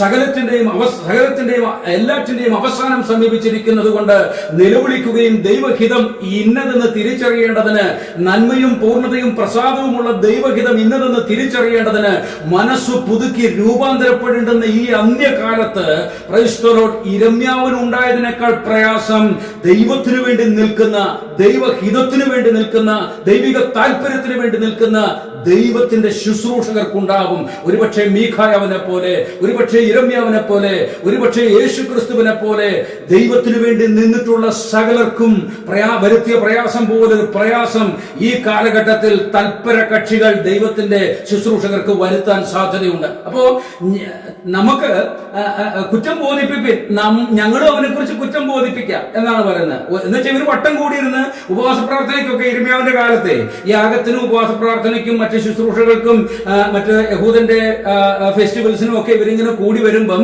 ഇവര് സംസാരിക്കാൻ ഒന്നേ ഉള്ളൂ. ഇവർക്ക് ഇരമ്യാവ് എന്ന് പറയുന്ന ഒരുത്തൻ ഇറങ്ങിയിട്ടുണ്ട്, അവൻ നമുക്ക് ആകെപ്പാടെ തലവേദനയാ, നമ്മുടെ ശുശ്രൂഷയൊന്നും നടക്കുകയല്ല, ഇവനിങ്ങനെ പോയാൽ നമുക്കവൻ വലിയൊരു ഭീഷണിയാ, നമുക്ക് അവൻ ഒരുപാട് പ്രതികൂലം സൃഷ്ടിക്കുന്നുണ്ട്, അവൻ പറയുന്ന കാര്യങ്ങളൊക്കെ കേട്ടിട്ട് ആൾക്കാർ നമ്മളെ വിധിക്കാൻ തുടങ്ങിയിട്ടുണ്ട്, ആൾക്കാർ നമ്മളെ സംശയദൃഷ്ടിയോടുകൂടെ നോക്കാൻ തുടങ്ങിയിട്ടുണ്ട് എന്നിങ്ങനെയൊക്കെയുള്ള ചർച്ചകൾ. അപ്പൊ പറയാ അവനെ കുറ്റം ബോധിപ്പിപ്പേൻ, അവനെ കുറിച്ച് നിങ്ങൾക്ക് എന്തെങ്കിലും അറിയാവോ, നമുക്കൊരു കുളിവ് കിട്ടുമോ അവനെ ഒന്ന് ഇല്ലായ്മ ചെയ്യാൻ, അവന്റെ ഏതെങ്കിലും ഒരു വീഴ്ചയെ കുറിച്ച്, അവന്റെ ഏതെങ്കിലും ഒരു പോരായ്മയെ കുറിച്ച്. അപ്പൊ ഇവരിങ്ങനെ കുറ്റം ബോധിപ്പിക്കുകയാണ് കേട്ടോ. പരസ്പരം ചർച്ച ചെയ്ത് അത്തരം കൂട്ടായ്മകൾ ഇന്നും സജീവമാണ് ആത്മീക ഗോളത്തിൽ. അതേ കാലത്തിന്റെ ഏറ്റവും ഭീകരമായ അവസ്ഥയിലേക്ക് ഈ കാലം വന്നിരിക്കുകയാണ്. ചിലർക്ക് ആത്മീക കാര്യങ്ങൾ, ഉപവാസ പ്രാർത്ഥനകൾ കഴിഞ്ഞുള്ള ഇടവേളകളിൽ അല്ലെങ്കിൽ സെമിനാറുകൾ കഴിഞ്ഞുള്ള ഇടവേളകളിൽ ആത്മീക കാര്യങ്ങളുടെ ആഴങ്ങളെ വിശകലനം ചെയ്യാനല്ല പലർക്കും താല്പര്യം. പകരം ദൈവം ഉപയോഗിക്കുന്നവന് വിരോധമായി കുറ്റം കണ്ടുപിടിക്കാനാണ് പലർക്കും താല്പര്യം. അങ്ങനെ കുറ്റം കണ്ടുപിടിച്ച് തോൽപ്പിച്ച് പകവീട്ടാം, വശത്താക്കാം എന്നും അവര് വിചാരിക്കുന്നുണ്ട്. കാരണം നമ്മുടെ കൂടെ കൂടുവാണെങ്കിലോ, യേശുവിനെ കൂടെ കൂട്ടാൻ വേണ്ടി പരീക്ഷ ശ്രമിച്ച പോലെ നമ്മുടെ കൂടെ നിൽക്കുക, നമുക്ക് ഒരുമിച്ച് ബ്രദറിന് എന്തുമാത്രം വളരാമെന്നറിയാവോ, ബ്രദർ ഇങ്ങനെ ഒറ്റപ്പെട്ട് നിൽക്കേണ്ട വല്ല കാര്യമുണ്ടോ, ബ്രദറിന് എന്തുമാത്രം വളരാം, അമേരിക്കയിൽ പോകാം, ലണ്ടനിൽ പോകാം, ഓസ്ട്രേലിയയിൽ പോകാം, മൂന്നാറിൽ എസ്റ്റേറ്റ് മേടിക്കാം, ബൈബിൾ കോളേജ് ഇടാം, ആശുപത്രി ഉണ്ടാക്കാം, എന്തുമാത്രം വളർച്ചയുടെ സാധ്യതയുണ്ട്, ഞങ്ങളുടെ കൂടെ നില്ല് എന്ന് പറഞ്ഞ് വശത്താക്കാം, തോൽപ്പിച്ച് പക വീട്ടാം, വശത്താക്കാം. പക്ഷേ യിരെമ്യാവ് പറഞ്ഞു, 20:11 ഇങ്ങനെ വായിക്കുന്നു, എന്നാൽ യഹോവ ഒരു മഹാവീരനെ പോലെ എന്നോട് കൂടെ ഉണ്ട്, ആകയാൽ എന്നെ ഉപദ്രവിക്കുന്നവർ ഇടറി വീഴും, അവർ ജയിക്കയില്ല. അവരെത്ര പേരുണ്ടെങ്കിലും, അവർക്ക് എത്ര സ്ഥാപനങ്ങളുണ്ടെങ്കിലും, അവർക്ക് എന്തുമാത്രം സംവിധാനങ്ങൾ ഭൂമിയുടെ മണ്ണിന്റെ മുകളിൽ അവർ പണിതുയർത്തിയിട്ടുണ്ടെങ്കിലും, ഏതൊക്കെ രാജ്യങ്ങളിൽ അവർ തങ്ങളുടെ തലമുറകളെ കൊണ്ട് വേരുകൾ ആഴത്തിലിറക്കി വലിയ വൻ വൃക്ഷങ്ങളായി വളർന്നു വന്ന് ഒരിക്കലും ആർക്കും പറിച്ചു കളയുവാനോ വെല്ലുവിളിക്കുവാനോ കഴിയാത്ത ശക്തിയോടെ നിൽക്കുന്നു എങ്കിലും ഇവർക്കെതിരെ നിൽക്കുന്നത് സർവശക്തനായ ദൈവമായതുകൊണ്ട്, സർവശക്തനായ ദൈവം ഇവർക്ക് വിരോധമായിട്ടുള്ള ശുശ്രൂഷ യിരെമ്യാവിന്റെ പക്കൽ സ്വർഗത്തിലെ ദൈവം ഏൽപ്പിച്ചിരിക്കുന്നത് കൊണ്ട് ദൈവം ആ യിരെമ്യാവിനോട് കൂടെ ചേർന്ന് നിന്ന് പ്രവർത്തിക്കും. ഇവരെത്ര ആളുകളുണ്ടെങ്കിലും, എന്തെല്ലാം സംവിധാനങ്ങൾ ഇവർക്ക് അനുകൂലമായി ഇവരുടെ നിലനിൽപ്പിന് വേണ്ടി ഇവർ രൂപപ്പെടുത്തി വെച്ചിട്ടുണ്ടെങ്കിലും യിരെമ്യാവിന് വേണ്ടി പ്രവർത്തിക്കുന്ന സ്വർഗത്തിലെ ദൈവത്തിന്റെ കരം ശക്തമായി കൂടെ നിൽക്കുകയാണ്. എങ്ങനെ അവിടെ പറയുന്നത്, യിരെമ്യാവ് 20:11 പറയുന്നത്, അവർ ബുദ്ധിയോടെ പ്രവർത്തിക്കായകയാൽ ഏറ്റവും ലജ്ജിച്ചു പോകും, ഒരിക്കലും മറന്നുപോകാത്ത നിത്യലജ്ജയോടെ തന്നെ. അവിടെ എന്താ നമ്മൾ വായിച്ചെടുക്കേണ്ടത്? ഒരിക്കലും മറന്നുപോകാത്ത നിത്യലജ്ജയോടെ തന്നെ അവർ ഏറ്റവും ലജ്ജിച്ചു പോകുമെന്ന് പറഞ്ഞാൽ യേശുക്രിസ്തു പറഞ്ഞു വെച്ചത് തന്നെയാ യിരെമ്യാവ് പറയുന്നത്. ഇവരുടെ കാര്യം പോക്ക, ഇവര് നിത്യജീവൻ കാണത്തില്ല. കാരണം യഹോവയുടെ പദ്ധതിക്ക് വിരോധമായിട്ടാണ് ഇവർ പ്രവർത്തിക്കുന്നത്. ഇന്ന് ഈ മണിക്കൂറിൽ, ഈ നിമിഷങ്ങളിൽ ഈ ദൈവശബ്ദം കേൾക്കുന്ന പ്രിയപ്പെട്ടവരോട് ഞാൻ പറയട്ടെ, ഏതെല്ലാം പോരായ്മകൾ ജീവിതത്തിൽ വന്നാലും, ഏതെല്ലാം വീഴ്ചകൾ ജീവിതത്തിൽ വന്നാലും, ജീവിതത്തിൽ നിന്ന്, ആ വീഴ്ചകൾക്കകത്ത് നിന്ന് ദൈവം ഒരുപക്ഷെ നമ്മെ വൃത്തിയാക്കി വേർപെടുത്തി എടുക്കും. നമുക്കറിയാം ദാവീദിന്റെ ജീവിതവും ശൗലിന്റെ ജീവിതവും. ദാവീദിന്റെ ജീവിതത്തിൽ വന്ന അത്രയും തെറ്റുകളൊന്നും ശൗലിന്റെ ജീവിതത്തിൽ വന്നില്ല. പക്ഷേ ദാവീദിനെ കുറിച്ച് ദൈവത്തിന് പറയാനുള്ളത് എന്റെ ഹൃദയപ്രകാരമുള്ള മനുഷ്യൻ എന്ന. കാരണം എന്താ? ശൗൽ ഒരു തെറ്റും ചെയ്യാതിരുന്നിട്ടും ശൗലിന് സ്വന്തം ഗൃഹം രാജഭരണത്തിൽ തുടർന്ന് സ്വന്തം ഡയനാസ്റ്റി എന്നേക്കും നിലനിർത്തണം എന്ന ആഗ്രഹമുണ്ടായിരുന്നത് കൊണ്ട്, എന്ന് പറഞ്ഞാൽ സ്വന്തം കുടുംബത്തിന്റെ ഡയനാസ്റ്റിയായി ഇസ്രയേൽ എന്ന രാജ്യത്തെ, അതിന്റെ രാജഭരണത്തെ മാറ്റാൻ വേണ്ടി ശൗൽ ഉള്ളിൽ പദ്ധതികൾ തയ്യാറാക്കിയിരുന്നത് കൊണ്ട് അവൻ വേറൊരു തെറ്റും ചെയ്തില്ലേലും ദൈവം അവനെ പരിപൂർണമായി വെറുത്തു. കിട്ടിയ ആദ്യത്തെ ചാൻസിൽ ദൈവം അവനെ ഓഹരിക്കകത്തു നിന്ന് വെട്ടിക്കളഞ്ഞു. പക്ഷേ ദാവീദിന് അങ്ങനൊരു ലക്ഷ്യമില്ലായിരുന്നു. ദൈവം എന്ന മഹാചക്രവർത്തിയുടെ കീഴിൽ ഏൽപ്പിക്കപ്പെട്ട ഒരു ദൗത്യം മാത്രം നിറവേറ്റിക്കൊണ്ട് മുൻപോട്ട് പോകുന്ന കേവലം ഒരു സേവകനെ പോലെയുള്ള മനസ്സുമായിട്ടാണ് ദാവീദ് ദൈവസന്നിധിയിൽ നിന്നത്. ദാവീദ് ഒരിക്കലും ഒരു ഭാവി സാമ്രാജ്യം തനിക്കായി സ്വപ്നം കണ്ടില്ല. തന്റെ തലമുറ ലോകത്തെ മുഴുവൻ കീഴടക്കിക്കൊണ്ട് ഭരിക്കുന്ന, തന്റെ രക്തത്തിൽ നിന്ന് ജനിക്കുന്ന തന്റെ തലമുറ ലോകത്തെ കീഴടക്കിക്കൊണ്ട് ഭരിക്കുന്ന ഒരു കാലഘട്ടത്തിനു വേണ്ടി പ്രത്യേകിച്ചൊരു തലമുറയെയും ദാവീദ് പ്രത്യേകിച്ച് വളർത്തിയെടുത്തില്ല. തന്റെ പേരിൽ ഒരു ഡയനാസ്റ്റി ഉണ്ടാക്കുവാനും ദാവീദ് ആഗ്രഹിച്ചില്ല. അവൻ ഒരൊറ്റ ആഗ്രഹമേ ഉണ്ടായിരുന്നുള്ളൂ, ദൈവ സാന്നിധ്യം ജീവിതത്തിന്റെ അവസാനം വരെ കാണണം, യഹോവയുടെ മനോഹരത്വം കാണുവാനും അവന്റെ മന്ദിരത്തിൽ ധ്യാനിപ്പാനും അവന്റെ ആലയത്തിൽ ദീർഘകാലം വസിക്കുവാനും എനിക്ക് എന്റെ കർത്താവിനെ കണ്ടുകൊണ്ടിരിക്കണം. അതിൽ കവിഞ്ഞ് വലിയ പദ്ധതികളൊന്നും ദാവീദിന്റെ ഹൃദയത്തിൽ ഇല്ലായിരുന്നു. അതുകൊണ്ട് തന്നെ ദാവീദ് ദൈവഹിതത്തിന് അനുകൂലമായി നിന്നു. സകല വിഷയത്തിലും സ്വന്തം വ്യക്തിപരമായ ജീവിതത്തിന്റെ ചില പ്രതിസന്ധികളിൽ പോലും ദൈവത്തോട് ആലോചന ചോദിക്കാതെ ദാവീദ് യുദ്ധത്തിന് പുറപ്പെട്ടില്ല, ഒരു കാര്യത്തിനും പുറപ്പെട്ടില്ല. കാരണം ഞാൻ ചെയ്യുന്ന കാര്യം ദൈവത്തിന്റെ പദ്ധതിക്ക് എന്തെങ്കിലും കുഴപ്പം വരുത്തുമോ, ദൈവം ചെയ്യാനിരിക്കുന്ന കാര്യപരിപാടികൾ, ദൈവം ഉദ്ദേശിക്കുന്ന കാര്യപരിപാടികൾ, ദൈവം നടത്താനിരിക്കുന്ന കാര്യങ്ങൾ, ഞാൻ അതിനകത്ത് എന്തെങ്കിലും അരുതായിക പ്രവർത്തിച്ചു പോകുമോ, എന്റെ ഇഷ്ടത്തിനൊരു യുദ്ധത്തിന് പുറപ്പെട്ടാൽ, എന്റെ താല്പര്യത്തിനൊരു യുദ്ധത്തിന് പുറപ്പെട്ടാൽ, എന്റെ താല്പര്യത്തിനൊരു പകവീട്ടലിന് ഞാൻ പുറപ്പെട്ടാൽ, അല്ലെങ്കിൽ എന്റെ ഒരു സ്വകാര്യ താല്പര്യത്തിന് വേണ്ടി ഞാൻ ഏതെങ്കിലും ഒരു വിഷയത്തിന് ഇറങ്ങി പുറപ്പെട്ടാൽ, അത് ദൈവത്തിന്റെ പദ്ധതിയിൽ എന്തെങ്കിലും ഒരു തടസ്സം വരുത്തുമോ, ദൈവം തയ്യാറാക്കി വെച്ചിരിക്കുന്ന ദൈവിക കാര്യപരിപാടിയിൽ, യുഗപരമായ കാര്യപരിപാടിയുടെ തടസ്സമില്ലാത്ത നിവർത്തിക്കലാണ് ദൈവം നടത്തിക്കൊണ്ടിരിക്കുന്നത്. ആ നിവർത്തിക്കലിൽ ഞാൻ ഇടപെട്ടിട്ട് ദോഷം വല്ലതും വരുമോ എന്ന് ദാവീദ് എപ്പോഴും ഭയപ്പെട്ടിരുന്നു. കണ്ടോ, ദൈവത്തിന്റെ പദ്ധതിക്കകത്ത് ഇടപെടുന്നു എന്നതാണ് ഏറ്റവും വലിയ പാപം. ദൈവത്തിന്റെ പദ്ധതിയുമായി മുമ്പോട്ട് പോകുമ്പോൾ ആ പദ്ധതി നിവർത്തിച്ചെടുക്കേണ്ടതിന് ആവശ്യമായ എന്തെങ്കിലും ഒരു ഘടകം നമ്മുടെ പക്കൽ ശുശ്രൂഷയായി ഏൽപ്പിക്കപ്പെട്ടിരിക്കുന്നുവെങ്കിൽ, ആ ദൗത്യത്തിന്റെ ഏതെങ്കിലും ഒരു മേഖല നമ്മുടെ ജീവിതത്തിൽ ദൈവം തന്നിരിക്കുന്നുവെങ്കിൽ, അത് വിശ്വസ്തയോടുകൂടെ നിവർത്തിച്ച് ദൈവത്തിന് കീഴ്പ്പെട്ട് മുമ്പോട്ട് പോവുക എന്നതാണ് ദൈവം വിളിച്ചു വേർതിരിച്ച് അഭിഷേകത്താൽ നിറയ്ക്കുന്ന ദൈവത്തിന്റെ ഏതൊരു ഭൃത്യനും ഏതൊരു ശുശ്രൂഷകനും ചെയ്യേണ്ടതായിട്ടുള്ളത്. അതല്ലാതെ സ്വന്തം ഇഷ്ടത്തിന് നീങ്ങിയാൽ, സ്വന്തം താല്പര്യങ്ങളുടെ നിവൃത്തിക്ക് വേണ്ടി ജീവിതത്തിൽ മുൻപോട്ട് പോകാനും പ്രവർത്തിക്കാനും തുടങ്ങിയാൽ, സ്വന്തമായ ആഗ്രഹങ്ങളും ലക്ഷ്യങ്ങളും മുൻപിൽ കണ്ടുകൊണ്ട് സ്വന്തം പദ്ധതികൾ തയ്യാറാക്കി വെച്ചുകൊണ്ട് ദൈവത്തിന്റെ ശുശ്രൂഷയിൽ നിന്നാൽ അത് മഹാദുരന്തത്തിന് കാരണമായി തീരും. കണ്ണടഞ്ഞു പോകും. പരീശന്മാരുടെ കണ്ണടഞ്ഞുപോയി, അവരുടെ അകത്ത് വെളിച്ചം കെട്ടുപോയി, അവരോട് ഇടപെടുവാൻ ദൈവത്തിന് പറ്റാതെ വന്നു. അവരുടെ കയ്യിൽ പുസ്തകമുണ്ടെങ്കിലും, ആ പുസ്തകത്തിൽ നിന്ന് അവർ പ്രസംഗിക്കുന്നുണ്ടെങ്കിലും, ആ പുസ്തകം ഉപയോഗിച്ച് അവർ മീറ്റിംഗുകൾ നടത്തുന്നുണ്ടെങ്കിലും, അവർ പഠിപ്പിക്കുന്നുണ്ടെങ്കിലും, അവർ സെമിനാറുകൾ നടത്തുന്നുണ്ടെങ്കിലും, അവർ ജനത്തെ ഉപദേശിക്കുന്നുണ്ടെങ്കിലും, സ്വർഗത്തിലെ ദൈവത്തിന് അവർക്ക് വേണ്ടി വെളിപ്പാടുകൾ കൊടുക്കാൻ കഴിയാത്ത ഒരവസ്ഥയിലേക്ക് അവർ അധപതിച്ചു പോയി. അവരുടെ ബുദ്ധിപരമായ താല്പര്യങ്ങൾക്കകത്ത് അവർ സമ്പൂർണ്ണമായി പിടിക്കപ്പെട്ടു പോയി. അവരുടെ ഉള്ളിലെ വെളിച്ചം കെട്ടുപോയി. അവരുടെ ആത്മീക ഓഹരികൾ നഷ്ടപ്പെട്ടു പോയി. പക്ഷേ വിദ്യാഭ്യാസം ചെയ്യാത്ത, അക്കാഡമിക്കലായിട്ടുള്ള യാതൊന്നും എടുത്തു പറയാൻ ജീവിതത്തിൽ സ്വന്തമായിട്ടില്ലാത്ത, ഒരുപക്ഷെ ബൈബിൾ എന്ന രൂപത്തിൽ ആ കാലത്തുള്ള പുസ്തക ചുരുളുകൾ ഒന്നുപോലും കണ്ടിട്ടില്ലാത്ത, വെറും വെളിമ്പറമ്പിൽ കിടക്കുന്ന ഇടയന്മാർക്കിടയിലേക്ക് ദൈവം കടന്നു ചെന്ന് അവരുടെ കണ്ണുകളെ തുറന്ന് അവരുടെ ഹൃദയങ്ങളെ പ്രോജ്വലിപ്പിച്ച് സ്വർഗീയ ദൈവത്തിന്റെ വെളിപ്പാടുകളുമായി അവരോട് ഇടപെടുന്ന കാഴ്ച നമ്മൾ കാണുന്നത്. ഈ കാലത്ത് അത് സംഭവിക്കുന്നുണ്ട്. ഇടയന്മാരെ ആരും അറിയാത്തത് കൊണ്ടാണ്. വെളിമ്പ്രദേശങ്ങളിൽ തനിച്ചു കിടക്കുന്ന ഇടയന്മാരെ ആളുകൾ അറിയുന്നില്ല. അവർ മീഡിയയിൽ ഒരുപക്ഷെ വന്നുകൊള്ളണമെന്നില്ല, അവർ ജനമധ്യത്തിൽ എഴുന്നേറ്റ് പലപ്പോഴും നിന്നുകൊള്ളണമെന്നില്ല, അവർ ഉന്നതമായ ക്രൂസൈഡ് വേദികളിൽ അവരെ കണ്ടുകൊള്ളണമെന്നില്ല. എന്നാൽ സ്വർഗത്തിലെ ദൈവത്തിന്റെ വെളിപ്പാട് ഭദ്രമായി ഈ ലോകത്തിലുണ്ട്. 2 or 3 പേർ എന്റെ നാമത്തിൽ കൂടി വരുന്നിടത്ത് അവരുടെ നടുവിൽ ഞാനുണ്ടെന്ന് പറഞ്ഞ കർത്താവിന്റെ സാന്നിധ്യം അങ്ങനെ കൂടി വരുന്ന ജനത്തിന്റെ നടുവിലുണ്ട്. എടുക്കപ്പെടാൻ ചില ഓഹരികൾ ഉണ്ടായിരിക്കും. ഒരുപാടൊന്നും ഉണ്ടായില്ലേലും പരീക്ഷന്മാരുടെ കാര്യം പറഞ്ഞ പോലെ ടെക്സ്റ്റസ് റിസപ്റ്റസ് എന്ന് പറയുന്ന ചുരുളുകൾ വെച്ച് ഈ പരിപാടിയൊക്കെ നടത്തി ജനത്തെ ബന്ധിച്ച് അടിമകളാക്കി ആത്മീക അന്ധകാരത്തിനകത്തുകൂടെ നയിച്ചുകൊണ്ടിരുന്ന അവര് യേശു ജനിച്ചത് അറിഞ്ഞില്ല എന്ന് എഴുതിയിരിക്കുന്നത് പോലെ, അങ്ങനെ വായിക്കുന്നത് പോലെ, അങ്ങനെ മനസ്സിലാക്കുന്നത് പോലെ ഈ കാലവും അങ്ങനൊരു കാലമായി മാറാനുള്ള സാധ്യതകൾ വളരെ കൂടുതലുണ്ട്. ഈ വചനം കേൾക്കുമ്പോൾ, ഈ വാക്കുകൾ കേൾക്കുന്നവരിൽ ദൈവത്തിന്റെ ഓഹരിയായിട്ടുള്ളവർ ദൈവസന്നിധിയിൽ മുട്ടുമടക്കി പ്രാർത്ഥിക്കേണ്ടതാണ്. എനിക്ക് തെറ്റിപ്പോകാൻ ഇടവരരുതേ കർത്താവേ, എന്റെ പോരായ്മകളെ കുറിച്ച് എന്നെ ബോധവൽക്കരിക്കണമേ. ഞാൻ ഏതൊക്കെ കാര്യത്തിൽ തിരുത്തൽ വരുത്തേണ്ടതുണ്ട്, ഏതൊക്കെ മേഖലയിൽ കാര്യങ്ങൾക്ക് വ്യത്യാസങ്ങൾ വരുത്തേണ്ടതുണ്ട്, ഞാൻ എവിടെയൊക്കെ അഴിച്ചു പണിയേണ്ടതായിട്ടുണ്ട്. ശരിയായ വെളിപ്പാടുകളെ ഗ്രഹിക്കുവാൻ, ശരിയായ ബോധ്യങ്ങളെ ഗ്രഹിക്കുവാൻ തക്കവണ്ണം എന്റെ ഹൃദയത്തെ, എന്റെ ആന്തരിക വ്യക്തിത്വത്തെ, എന്റെ ആത്മീക വ്യക്തിത്വത്തെ എന്റെ ദൈവം സമൂലമായി അഴിച്ചു പണിയണമേ. അങ്ങനെ പ്രാർത്ഥിക്കേണ്ടതുണ്ട്. കാരണം ഇച്ഛിക്കുന്നതും പ്രവർത്തിക്കുന്നതും നമ്മിൽ തിരുവുള്ളമുണ്ടായിട്ട് ദൈവം അത്രയാകയാൽ ദൈവം നമ്മിൽ ആഗ്രഹിക്കേണ്ടതായിട്ടുണ്ട്, ഇച്ഛിക്കേണ്ടതായിട്ടുണ്ട്, ദൈവം നമ്മിൽ പ്രവർത്തിക്കേണ്ടതായിട്ടുണ്ട്.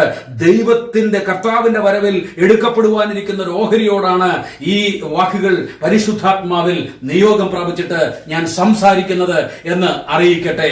Price the Lord. അവർ ബുദ്ധിയോടെ പ്രവർത്തിക്കായികയാൽ ഏറ്റവും ലജ്ജിച്ചു പോകും. ഒരിക്കലും മറന്നു പോകാത്ത നിത്യലജ്ജയോടെ തന്നെ. കാരണം ശുശ്രൂഷ രംഗത്ത് നിന്ന് ദൈവത്തിന്റെ പദ്ധതിക്ക് വിരോധമായിട്ട് അവർ നിൽക്കുന്നത്. ദൈവത്തിന്റെ ദൂതിനോട് മറുതലിക്കുക മാത്രമല്ല, ദൈവത്തിന്റെ ദൂതിനെ ജനത്തിന്റെ നടുവിലിട്ട് അവർ നശിപ്പിച്ചു കളയുകയാണ്, ജനത്തെ തെറ്റിദ്ധരിപ്പിക്കുകയാണ്. രാജാക്കന്മാരുടെ പുസ്തകത്തിൽ കെനേനയുടെ മകനായ സീദക്കിയാവ് അവന്റെ കള്ളപ്രവചനത്തിന് വിരോധമായി യഥാർത്ഥ പ്രവാചകനായ മീഖായാവ് പ്രവചനം പറഞ്ഞപ്പോൾ സീദക്കിയാവ് അടിക്കുന്നത് നമ്മൾ കാണുന്നത് മീഖയാവിനെ. ഇതുപോലെ ഇരമ്യാവിനെതിരെ ഒരു വലിയ കൂട്ടം അവർ തന്ത്രപരമായി പദ്ധതികൾ തയ്യാറാക്കി ഇവനെ ഭയപ്പെടുത്തി ഭീഷണിപ്പെടുത്തി ഒതുക്കാനാണ് ശ്രമിക്കുന്നത്. ഇവനെ അങ്ങ് ഒതുക്കിക്കളയാം, ഞങ്ങൾക്ക് നിൽക്കാം, പക്ഷേ ഞങ്ങൾക്ക് നിലനിൽക്കാം, ഇവനെ അങ്ങ് ഒതുക്കിക്കളയാമെന്ന് അവർ വിചാരിക്കുന്നത്. പക്ഷേ ഇവൻ അങ്ങനെ ഒതുങ്ങത്തില്ല. കാരണം ഇവനിൽ വ്യാപരിക്കുന്നത് ഇവന്റെ മാനുഷിക താല്പര്യങ്ങളുടെ ശക്തിയല്ല. ഇവനിൽ വ്യാപരിക്കുന്നത് വിദ്യാഭ്യാസത്തിന്റെയും അക്കാഡമിക് ഇന്റലിജൻസിയുടെയും ശക്തിയല്ല. ഇവനിൽ വ്യാപരിക്കുന്നത് പരിശുദ്ധാത്മാവിന്റെ ശക്തിയാണ്.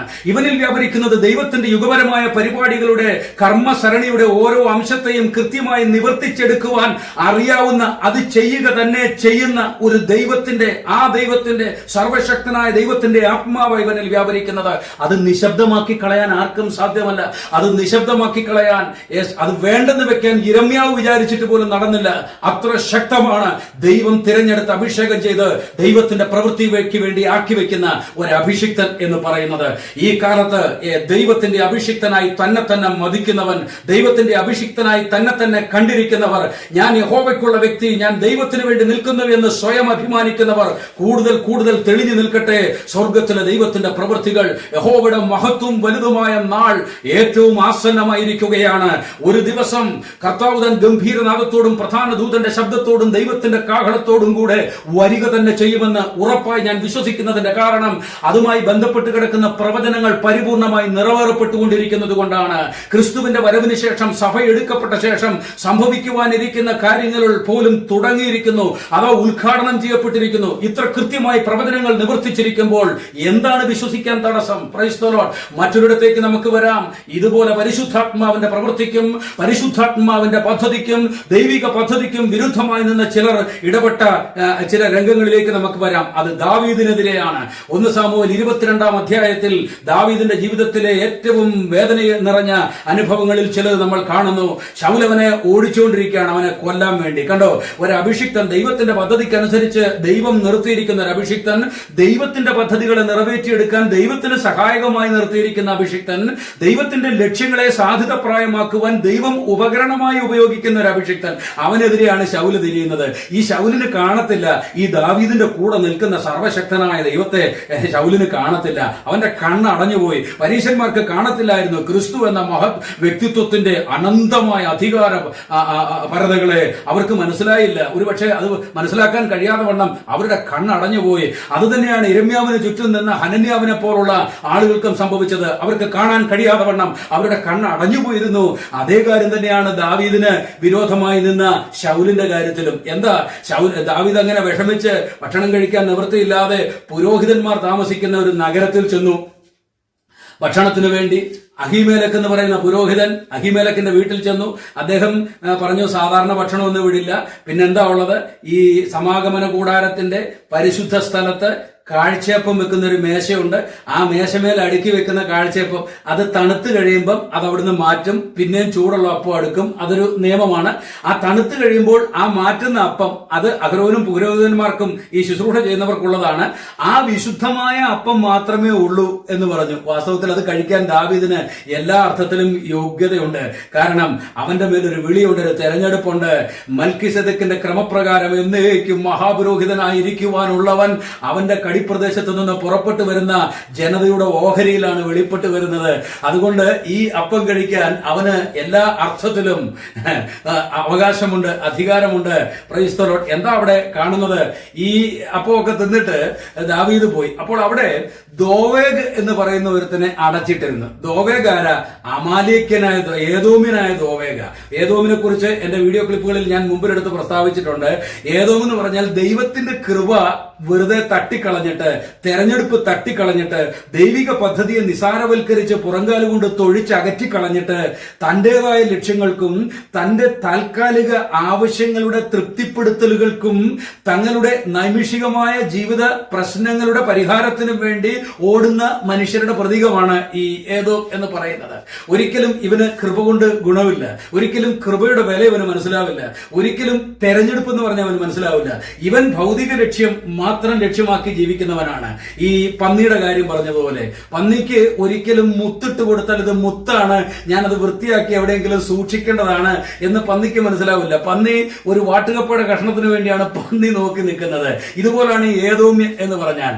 അപ്പോൾ ഈ ഏദോം വംശത്തിൽപ്പെട്ട ദോവേഗ് എന്ന് പറഞ്ഞ ഒരുത്തനെ അവിടെ അടച്ചിട്ടിരുന്നു, അവിടെ തടവിലിട്ടിരുന്നു തൽക്കാലത്തേക്ക്. എന്നിട്ട് ദാവീദ് പോയതിനു ശേഷം പിന്നീട് ഇവന്റെ തടവ് ശിക്ഷ കഴിഞ്ഞ് ഇവൻ പുറത്തു വന്നു. ഇവൻ ശൗലിന്റെ പടക്കൂട്ടത്തിലെ അല്ലെങ്കിൽ ശൗലിന്റെ പടയാളികൾക്കിടയിലെ വളരെ പ്രധാനപ്പെട്ട ഒരു വ്യക്തിയായി മാറുകയാണ് ഈ ദോവേഗ്. അല്ലെങ്കിൽ നേരത്തെ അവൻ അങ്ങനെ ആയിരുന്നിരിക്കാം. ഏതായാലും എത്ര രസകരമായ ഒരു ബന്ധമാണെന്ന് നോക്കിയേ. ശൗലും ഏദോമും തമ്മിലുള്ള ബന്ധം. കൂട്ടുകൂടേണ്ടവർ തമ്മിൽ കൂട്ടുകൂടും, അതാണ് അതിന്റെ ഒരു വകുപ്പ്. ഒരുമിച്ച് നിൽക്കേണ്ട പ്രകൃതിയുള്ള ആൾക്കാർ തമ്മിൽ, ഒരുമിച്ച് നിൽക്കേണ്ട വെളിപ്പാടുള്ള ആൾക്കാർ തമ്മിൽ ഒരുമിച്ച് നിൽക്കും.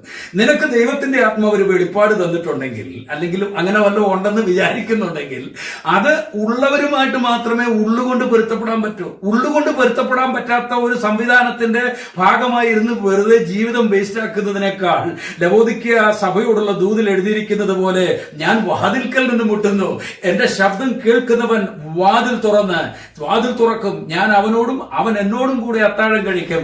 വാതിലുകൾ തുറക്കപ്പെടേണ്ടുന്ന ദിവസങ്ങളായി ഈ ദിവസങ്ങളെ ദൈവം മാറ്റുന്നത് കൊണ്ടാണ് മലാഖിയുടെ പുസ്തകത്തിൽ എഴുതിയിരിക്കുന്നത് പോലെ വാതിലുകൾ അടച്ചിടുവാൻ ദൈവം നിർദ്ദേശിച്ചിരിക്കുന്നത്. ഈ വാതിലുകൾ അടച്ചിടപ്പെട്ട കാലം ആവശ്യമില്ലാത്ത കളിച്ച പണി വേറെ മേടിക്കും. വാതിലുകൾ അടച്ചിടാൻ ഇടപെട്ടിരിക്കുന്നത് ദൈവമാ. നിങ്ങൾ വെറുതെ തീ കത്തിക്കുന്നതിനേക്കാൾ നിങ്ങളിൽ ഒരുത്തിന് എഴുന്നേറ്റ് വാതിൽ അടച്ചിടുന്നത് നല്ലത് എന്ന് ഞാൻ ആവർത്തിച്ച് മുമ്പുള്ള ക്ലിപ്പുകളിൽ പറഞ്ഞിട്ടുണ്ട്. അതേ കാര്യം പിന്നെ ആവർത്തിക്കുക. അത് ദൈവമാ വരുത്തിയിരിക്കുന്നത്. കാരണം ഈ കളി കണ്ട് ദൈവത്തിനും അടുത്തു, ഈ അഭ്യാസം കണ്ട് ദൈവത്തിനും അടുത്തു, ഈ പ്രവാചകന്മാരുടെ ബഹളവും ഈ ക്രൂസൈഡ് ബഹളവും ഇതിനകത്ത് നടക്കുന്ന കച്ചവടവും ഒക്കെ കണ്ട് ദൈവത്തിനും അടുത്തുകൊണ്ട് ആ വാതിൽ അടച്ചിടാൻ വേണ്ടി തമ്പുരാൻ തന്നെ, തമ്പുരാന്റെ ഒരു സേന, ഒരു പട്ടാളക്കാരനായ കൊറോണയെ എഴുന്നേൽപ്പിച്ച് നിർത്തിയിരിക്കുന്നത്. ദൈവത്തിന്റെ സൈന്യത്തിൽ ഒരുപാട് പട്ടാളക്കാരുണ്ട്, ഒരുപാട് സൈസ് ഉണ്ടെന്ന്, ഒരുപാട് എണ്ണം ഉണ്ടെന്ന്. അതിലൊരു ചെറിയ പാർട്ടിയെ കൊറോണ. അവനൊന്ന് കയറി രംഗത്ത് നിന്നപ്പോൾ ലോകത്തിലെ സകല രാജ്യങ്ങളും അവന് മുൻപിൽ മുട്ടുമടക്കി നിൽക്കുകയാണ്. സകല നേതൃത്വങ്ങളും സകല മതങ്ങളും മുട്ടുമടക്കി നിൽക്കുകയാണ്. ഇതിനേക്കാൾ വലുതായി ഇനി വരാൻ പോകുന്നത്. ദൈവവചനത്തിന്റെ പ്രവചനങ്ങൾ അങ്ങനെ പറയുന്നത്. അതുകൊണ്ട് ഈ നാളുകളിൽ ആരും നിങ്ങളെ തെറ്റിക്കാതിരിക്കാൻ സൂക്ഷിച്ചുകൊള്ളുവേൻ. കർത്താവിന്റെ പദ്ധതിക്ക് വേണ്ടി അവരവരെ തന്നെ ഏൽപ്പിച്ചു കൊടുത്ത് ഒരുക്കുവാൻ സമർപ്പണമുള്ളവർ ഭാഗ്യവാന്മാർ. ഏതായാലും ഈ ദോവേഗ് എന്ത് ചെയ്തു? ശൗലിന്റെ അടുത്ത് പോയി കാര്യം പറഞ്ഞു. ഇന്നപോലൊരു പാർട്ടിയെ ഞാൻ കണ്ടു, ദാവീദ് അവിടെ വന്നു, അഹിമേലക്കിന്റെ വീട്ടിൽ വന്ന് അഹിമേലക്ക് അവന് അപ്പം കൊടുത്തു എന്ന് പറഞ്ഞു. Price the Lord. എന്താ സംഭവിച്ചത്? 85 പുരോഹിതന്മാർ അന്ന് കൂട്ടക്കൊല ചെയ്യപ്പെട്ടു. ശൗല് വന്നു, പുരോഹിത നഗരത്തിൽ വന്നു, അഹിമേലക്കിനോട് സംസാരിച്ചു. അത് ശരിയാണെന്ന് അവൻ സമ്മതിച്ചു.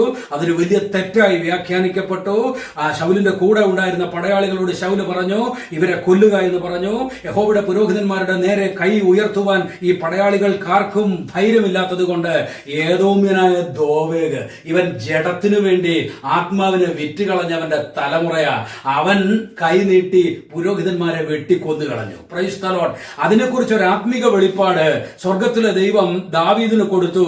അതാണ് 52-ാം സങ്കീർത്തനത്തിൽ നമ്മൾ വായിക്കുന്നത്. 1 മുതൽ 5 വരെയുള്ള വാക്യങ്ങളിലെ ചില പ്രധാനപ്പെട്ട കാര്യങ്ങൾ. വീര, നീ ദുഷ്ടതയിൽ പ്രശംസിക്കുന്നത് എന്ത്? ചതിവ് ചെയ്യുന്നവനെ മൂർച്ചയുള്ള ക്ഷൗരക്കത്തി പോലെ ദുഷ്ടത വകഞ്ഞുണ്ടാക്കുന്നു നീ. എന്നിട്ട് ആ 5 വരെയുള്ള വാക്യങ്ങൾ വായിക്കുമ്പം ഏറ്റവും പ്രധാനപ്പെട്ട ഒരു കാര്യം അത് മാത്രം ഞാൻ ഒന്ന് ഊന്നി പറയട്ടെ. യഹോവ നിന്നെ എന്നേക്കും നശിപ്പിക്കും. 3 ഉദാഹരണങ്ങളാണ് നമ്മൾ ചിന്തിച്ചത്. എന്നേക്കും നശിപ്പിക്കും എന്ന് പറഞ്ഞാൽ ഇവന്റെ നിത്യജീവൻ പോവും. ഇവൻ പിന്നെ രക്ഷപ്പെടാൻ ഒരു സാധ്യതയില്ല. കാരണം ദാവീദ് എന്ന് പറയുന്ന മനുഷ്യനെ എടുത്ത് ദാവീദിലൂടെ ദൈവത്തിന്റെ പ്രവൃത്തി നിവർത്തിച്ചെടുക്കാൻ ദൈവിക പദ്ധതിയുടെ സുപ്രധാനമായ ഒരു കർമ്മ രംഗം നിവർത്തിച്ചുകൊണ്ടിരിക്കുകയാണ് ദാവീദിലൂടെ. അപ്പോൾ ആ ദാവീദിന് തന്നെ എതിരായിട്ടാണ് ഇവൻ നിൽക്കുന്നത്. അതുകൊണ്ടാണ് പറഞ്ഞത്, അങ്ങനെ എതിരായിട്ട് നിൽക്കുന്ന നീ പിന്നെ വേണ്ട. ശൗലിന്റെ കാര്യത്തിൽ അത് തന്നെയാണ് സംഭവിച്ചത്. ആത്മഹത്യ ചെയ്ത് തീർന്നു പോവുകയാ ശൗല്. ആത്മഹത്യ ചെയ്യുന്നവന്റെ കാര്യത്തിൽ യാതൊരു പ്രതീക്ഷയ്ക്കും വകയില്ല ദൈവത്തിന്റെ വചനത്തിൽ. അല്ല, ആത്മഹത്യ ചെയ്യുന്നവർ പിന്നീട് പുണ്യാളന്മാരും പുണ്യാളത്തിമാരും ആകുന്നൊന്നും ദൈവത്തിന്റെ വചനത്തിന്റെ വ്യവസ്ഥയിൽ നിന്ന് വരുന്ന കാര്യമല്ല. ആത്മഹത്യ ചെയ്യുക എന്ന് പറഞ്ഞാൽ അവന്റെ പണി തീർന്നു. ഞാൻ സൂചിപ്പിച്ചു വരുന്നത് എന്താണെന്ന് ചോദിച്ചാൽ, 3 ഇടങ്ങളിൽ യേശു ക്രിസ്തു പറഞ്ഞു, ഈ ഭൂമിയിലും നിത്യതയിലും അവന് ശുഭം വരികയില്ല, നിത്യജീവൻ നഷ്ടപ്പെട്ടു പോകും. യിരെമ്യാവ് പറഞ്ഞു, നിത്യലജ്ജയോടെ, ഒരിക്കലും മറക്കാത്ത നിത്യലജ്ജയോടെ അവർ ലജ്ജിച്ചു പോകും. ദാവീദ് പറഞ്ഞു, എന്നേക്കും നീ നശിച്ചു പോകും. ആര്? ദൈവത്തിന്റെ പദ്ധതി അനുസരിച്ച് ദൈവം ചില ശുശ്രൂഷകൾ ചിലരെ കൊണ്ട് ചെയ്യിക്കുമ്പോൾ ദൈവത്തിന്റെ വചനം സത്യസന്ധമായി വെളിപ്പെടുത്തുന്ന ചിലരെ ദൈവം ഉപയോഗിക്കുമ്പോൾ അവർക്ക് വിരോധമായി നാവനക്കുന്നവരും അവർക്ക് വിരോധമായി പ്രവർത്തിക്കുന്നവരും എന്താണ് ആയിത്തീരാൻ പോകുന്നത് എന്നതിന്റെ ചിത്രമാണ് നമ്മൾ കാണുന്നത്. ഈ വാക്കുകൾ കേൾക്കുമ്പോൾ ഒരുപക്ഷെ നിങ്ങളിൽ ചിലർ, നമ്മിൽ ചിലർ അറിയാതെ ഇങ്ങനെയുള്ള തെറ്റുകൾ വന്നിട്ടുള്ളവരുണ്ടാവും. അറിഞ്ഞുകൊണ്ട് വരുത്തിയവർക്കൊന്നും മാനസാന്തരപ്പെടാൻ പറ്റില്ല. അവർ പിന്നെയും കലിച്ചുകൊണ്ടിരിക്കും, അവർ പിന്നെയും എതിർത്തുകൊണ്ടിരിക്കും, അവർ പിന്നെയും വിമർശിച്ചുകൊണ്ടിരിക്കും, അവർ പിന്നെയും വിയോജിച്ചുകൊണ്ടിരിക്കും. അവർക്കൊരിക്കലും രക്ഷപ്പെടാൻ പറ്റുകയില്ല. കാരണം മാനസാന്തരപ്പെടാൻ പറ്റാത്തൊരു മാനസികാവസ്ഥയിലേക്ക് ദൈവം അവരെ ചതിച്ചു കളഞ്ഞിരിക്കുക. ദൈവം മഹാഭയങ്കരനാണ് പ്രിയപ്പെട്ടത്. അവൻ ദഹിപ്പിക്കുന്ന അഗ്നി അത്രേ. Praise the lord. കൃപായുഗം കൃപായുഗം കൃപായുഗം കൃപ എന്ന് പറഞ്ഞ് ആളുകൾ ദൈവത്തിന്റെ ഭീകരതയെ അല്ലെങ്കിൽ ദൈവത്തിന്റെ ഭയങ്കരത്വത്തെ, അവന്റെ ആ ചക്രവർത്തി പദവിക്ക് തുല്യമായ ഭയങ്കരത്വത്തെ, ദഹിപ്പിക്കുന്ന അഗ്നി എന്ന മഹത്തരമായ ആ പദവിയുടെ ഭയങ്കരത്വത്തെ ആളുകൾ നിസാരവൽക്കരിക്കുകയാണ്. ചില ക്രൈസ്തവ ഭവനങ്ങളുടെ വീടിന്റെ ചുവരുകളിൽ തൂക്കിയിട്ടിരിക്കുന്ന ചില ചിത്രങ്ങളുണ്ട്. ആ ചിത്രങ്ങളിൽ ഇങ്ങനെ മുടിയൊക്കെ നീട്ടി വളർത്തി ഈ പെടലി ഇങ്ങനെ ഒരു സൈഡിലോട്ട് തിരിച്ച് 2 വിരൽ കാണിക്കുന്ന രൂപത്തിലാണ് യേശുവിനെ വെച്ചിരിക്കുന്നത്. എന്ന് പറഞ്ഞാൽ ഒരു സ്ത്രൈണ ഭാവത്തില, ഒരു പഞ്ചഭാവം. പ്രൈസ് ദി ലോർഡ്, സ്തോത്രം. അത്ര പഞ്ചഭാവമൊന്നും അല്ല ദൈവം. അത് വേദപുസ്തകം ശരിക്കും പഠിച്ചാൽ മനസ്സിലാവും. കൃപായുഗം എന്ന് പറയുന്നത് ദൈവം മനുഷ്യർക്ക് മാനസാന്തരപ്പെടാൻ വേണ്ടി കൊടുത്തിരിക്കുന്ന ഒരു കാലഘട്ടം മാത്രമാണ്. അതുകൊണ്ട് മാത്രമാണ് കൃപ വ്യാപരിക്കുന്നത്. ആർക്കും രക്ഷപ്പെടാൻ സാധിക്കുന്നതിനർത്ഥമുള്ളൂ. കൃപായുഗം തുടങ്ങുന്നതിന് മുമ്പുള്ള ഒരു സ്വഭാവമുണ്ട് ദൈവത്തിന്. അതേ പരിപാടി, അതേ സ്വഭാവത്തിലേക്കാണ് കൃപായുഗം തീർന്ന ശേഷം ദൈവം വരാൻ പോകുന്നത്. ദൈവത്തിന് തന്റെ സ്വഭാവം ത്യജിക്കാൻ സാധ്യമല്ല. അവൻ പ്രപഞ്ചത്തിന്റെ അനിഷേധ്യ ഭരണാധികാരിയാണ്. അവൻ പ്രപഞ്ചത്തിന്റെ അനിഷേധ്യ ന്യായാധിപതിയാണ്. അവൻ മഹാചക്രവർത്തിയാണ്. അവന്റെ കൈക്കിലേക്ക് സകലതും വന്നു ചേരാൻ വേണ്ടി പോവുകയാണ്. സ്വർഗത്തിലും ഭൂമിയിലും ഉള്ളതൊക്കെ ക്രിസ്തുവിൽ ഒന്നായി ചേർത്ത് ശേഷം ഈ പ്രപഞ്ചം മുഴുവൻ ദൈവത്തിന്റെ ഭരണത്തിന്റെ കീഴിലേക്ക് പൂർണ്ണമായി അടങ്ങി ഒതുങ്ങി വരുന്ന ദിവസങ്ങളിലേക്ക് കാര്യങ്ങൾ വരാൻ പോവുകയാണ്. അവിടെ നമ്മൾ കാണുന്നത് ചക്രവർത്തിയായ ദൈവത്തെയാ, ഭയങ്കരനായ ന്യായാധിപതിയായ ദൈവത്തെയാ. എന്നാൽ ഈ കൃപായുഗം എന്ന് പറയുന്ന ഈ കാലഘട്ടം രക്ഷപ്പെടാൻ ആഗ്രഹമുള്ളവർക്കും രക്ഷിക്കപ്പെടാൻ വേണ്ടി ദൈവം കണ്ടിട്ടുള്ള തെരഞ്ഞെടുക്കപ്പെട്ടവർക്കും വേണ്ടി മാത്രമുള്ള ഒരു കാലഘട്ടമാണ്. കൃപ പറഞ്ഞുകൊണ്ട് കച്ചവടത്തിന് നിൽക്കുന്നവർ പണി മേടിക്കുന്ന ദിവസങ്ങളിലേക്ക് വരാൻ പോവുകയാണ്. ഇന്ന് പകലിൽ ഈ വാക്കുകൾ, ഈ നിമിഷങ്ങളിൽ ഈ വാക്കുകൾ കേൾക്കുന്ന പ്രിയപ്പെട്ടവരോട് ഞാൻ പറയട്ടെ, നിങ്ങളുടെ ഉള്ളത്തിൽ ഏതെങ്കിലും വിധത്തിൽ ദൈവത്തിന്റെ പദ്ധതിക്ക് വിരോധമായി ചിന്തിക്കുകയോ പ്രവർത്തിക്കുകയോ നിൽക്കുന്ന സാഹചര്യം ഉണ്ടായിട്ടുണ്ടെങ്കിൽ ദൈവസന്നിധിയിൽ വീഴുക. വസ്ത്രങ്ങളെയല്ല, ഹൃദയങ്ങളെ തന്നെ കീറി നിലവിളിച്ച് കരഞ്ഞ് ശുദ്ധീകരണം പ്രാപിക്കുക. ദൈവഹിതത്തിന്റെ ദൈവ താല്പര്യങ്ങൾക്ക് വേണ്ടി സ്വയം ഏൽപ്പിച്ചു കൊടുക്കുക. Price the Lord. ഇത് ഒരുപാട് കച്ചവടങ്ങൾ നടക്കുന്ന കാലമാണ്.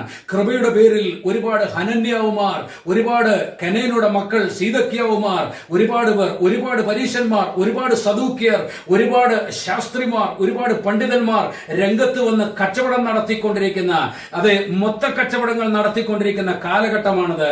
ഈ കച്ചവടത്തിന്റെ കാലത്തിനകത്ത് നിങ്ങൾ കുടുങ്ങിപ്പോകാതിരിക്കാനും ബന്ധിക്കപ്പെട്ടു പോകാതിരിക്കാനും നഷ്ടപ്പെട്ടു പോകാതിരിക്കാനും കരുതിക്കൊള്ള. ഈ വചനങ്ങളാൽ കർത്താവ് നമ്മളെ സഹായിക്കുമാറാകട്ടെ.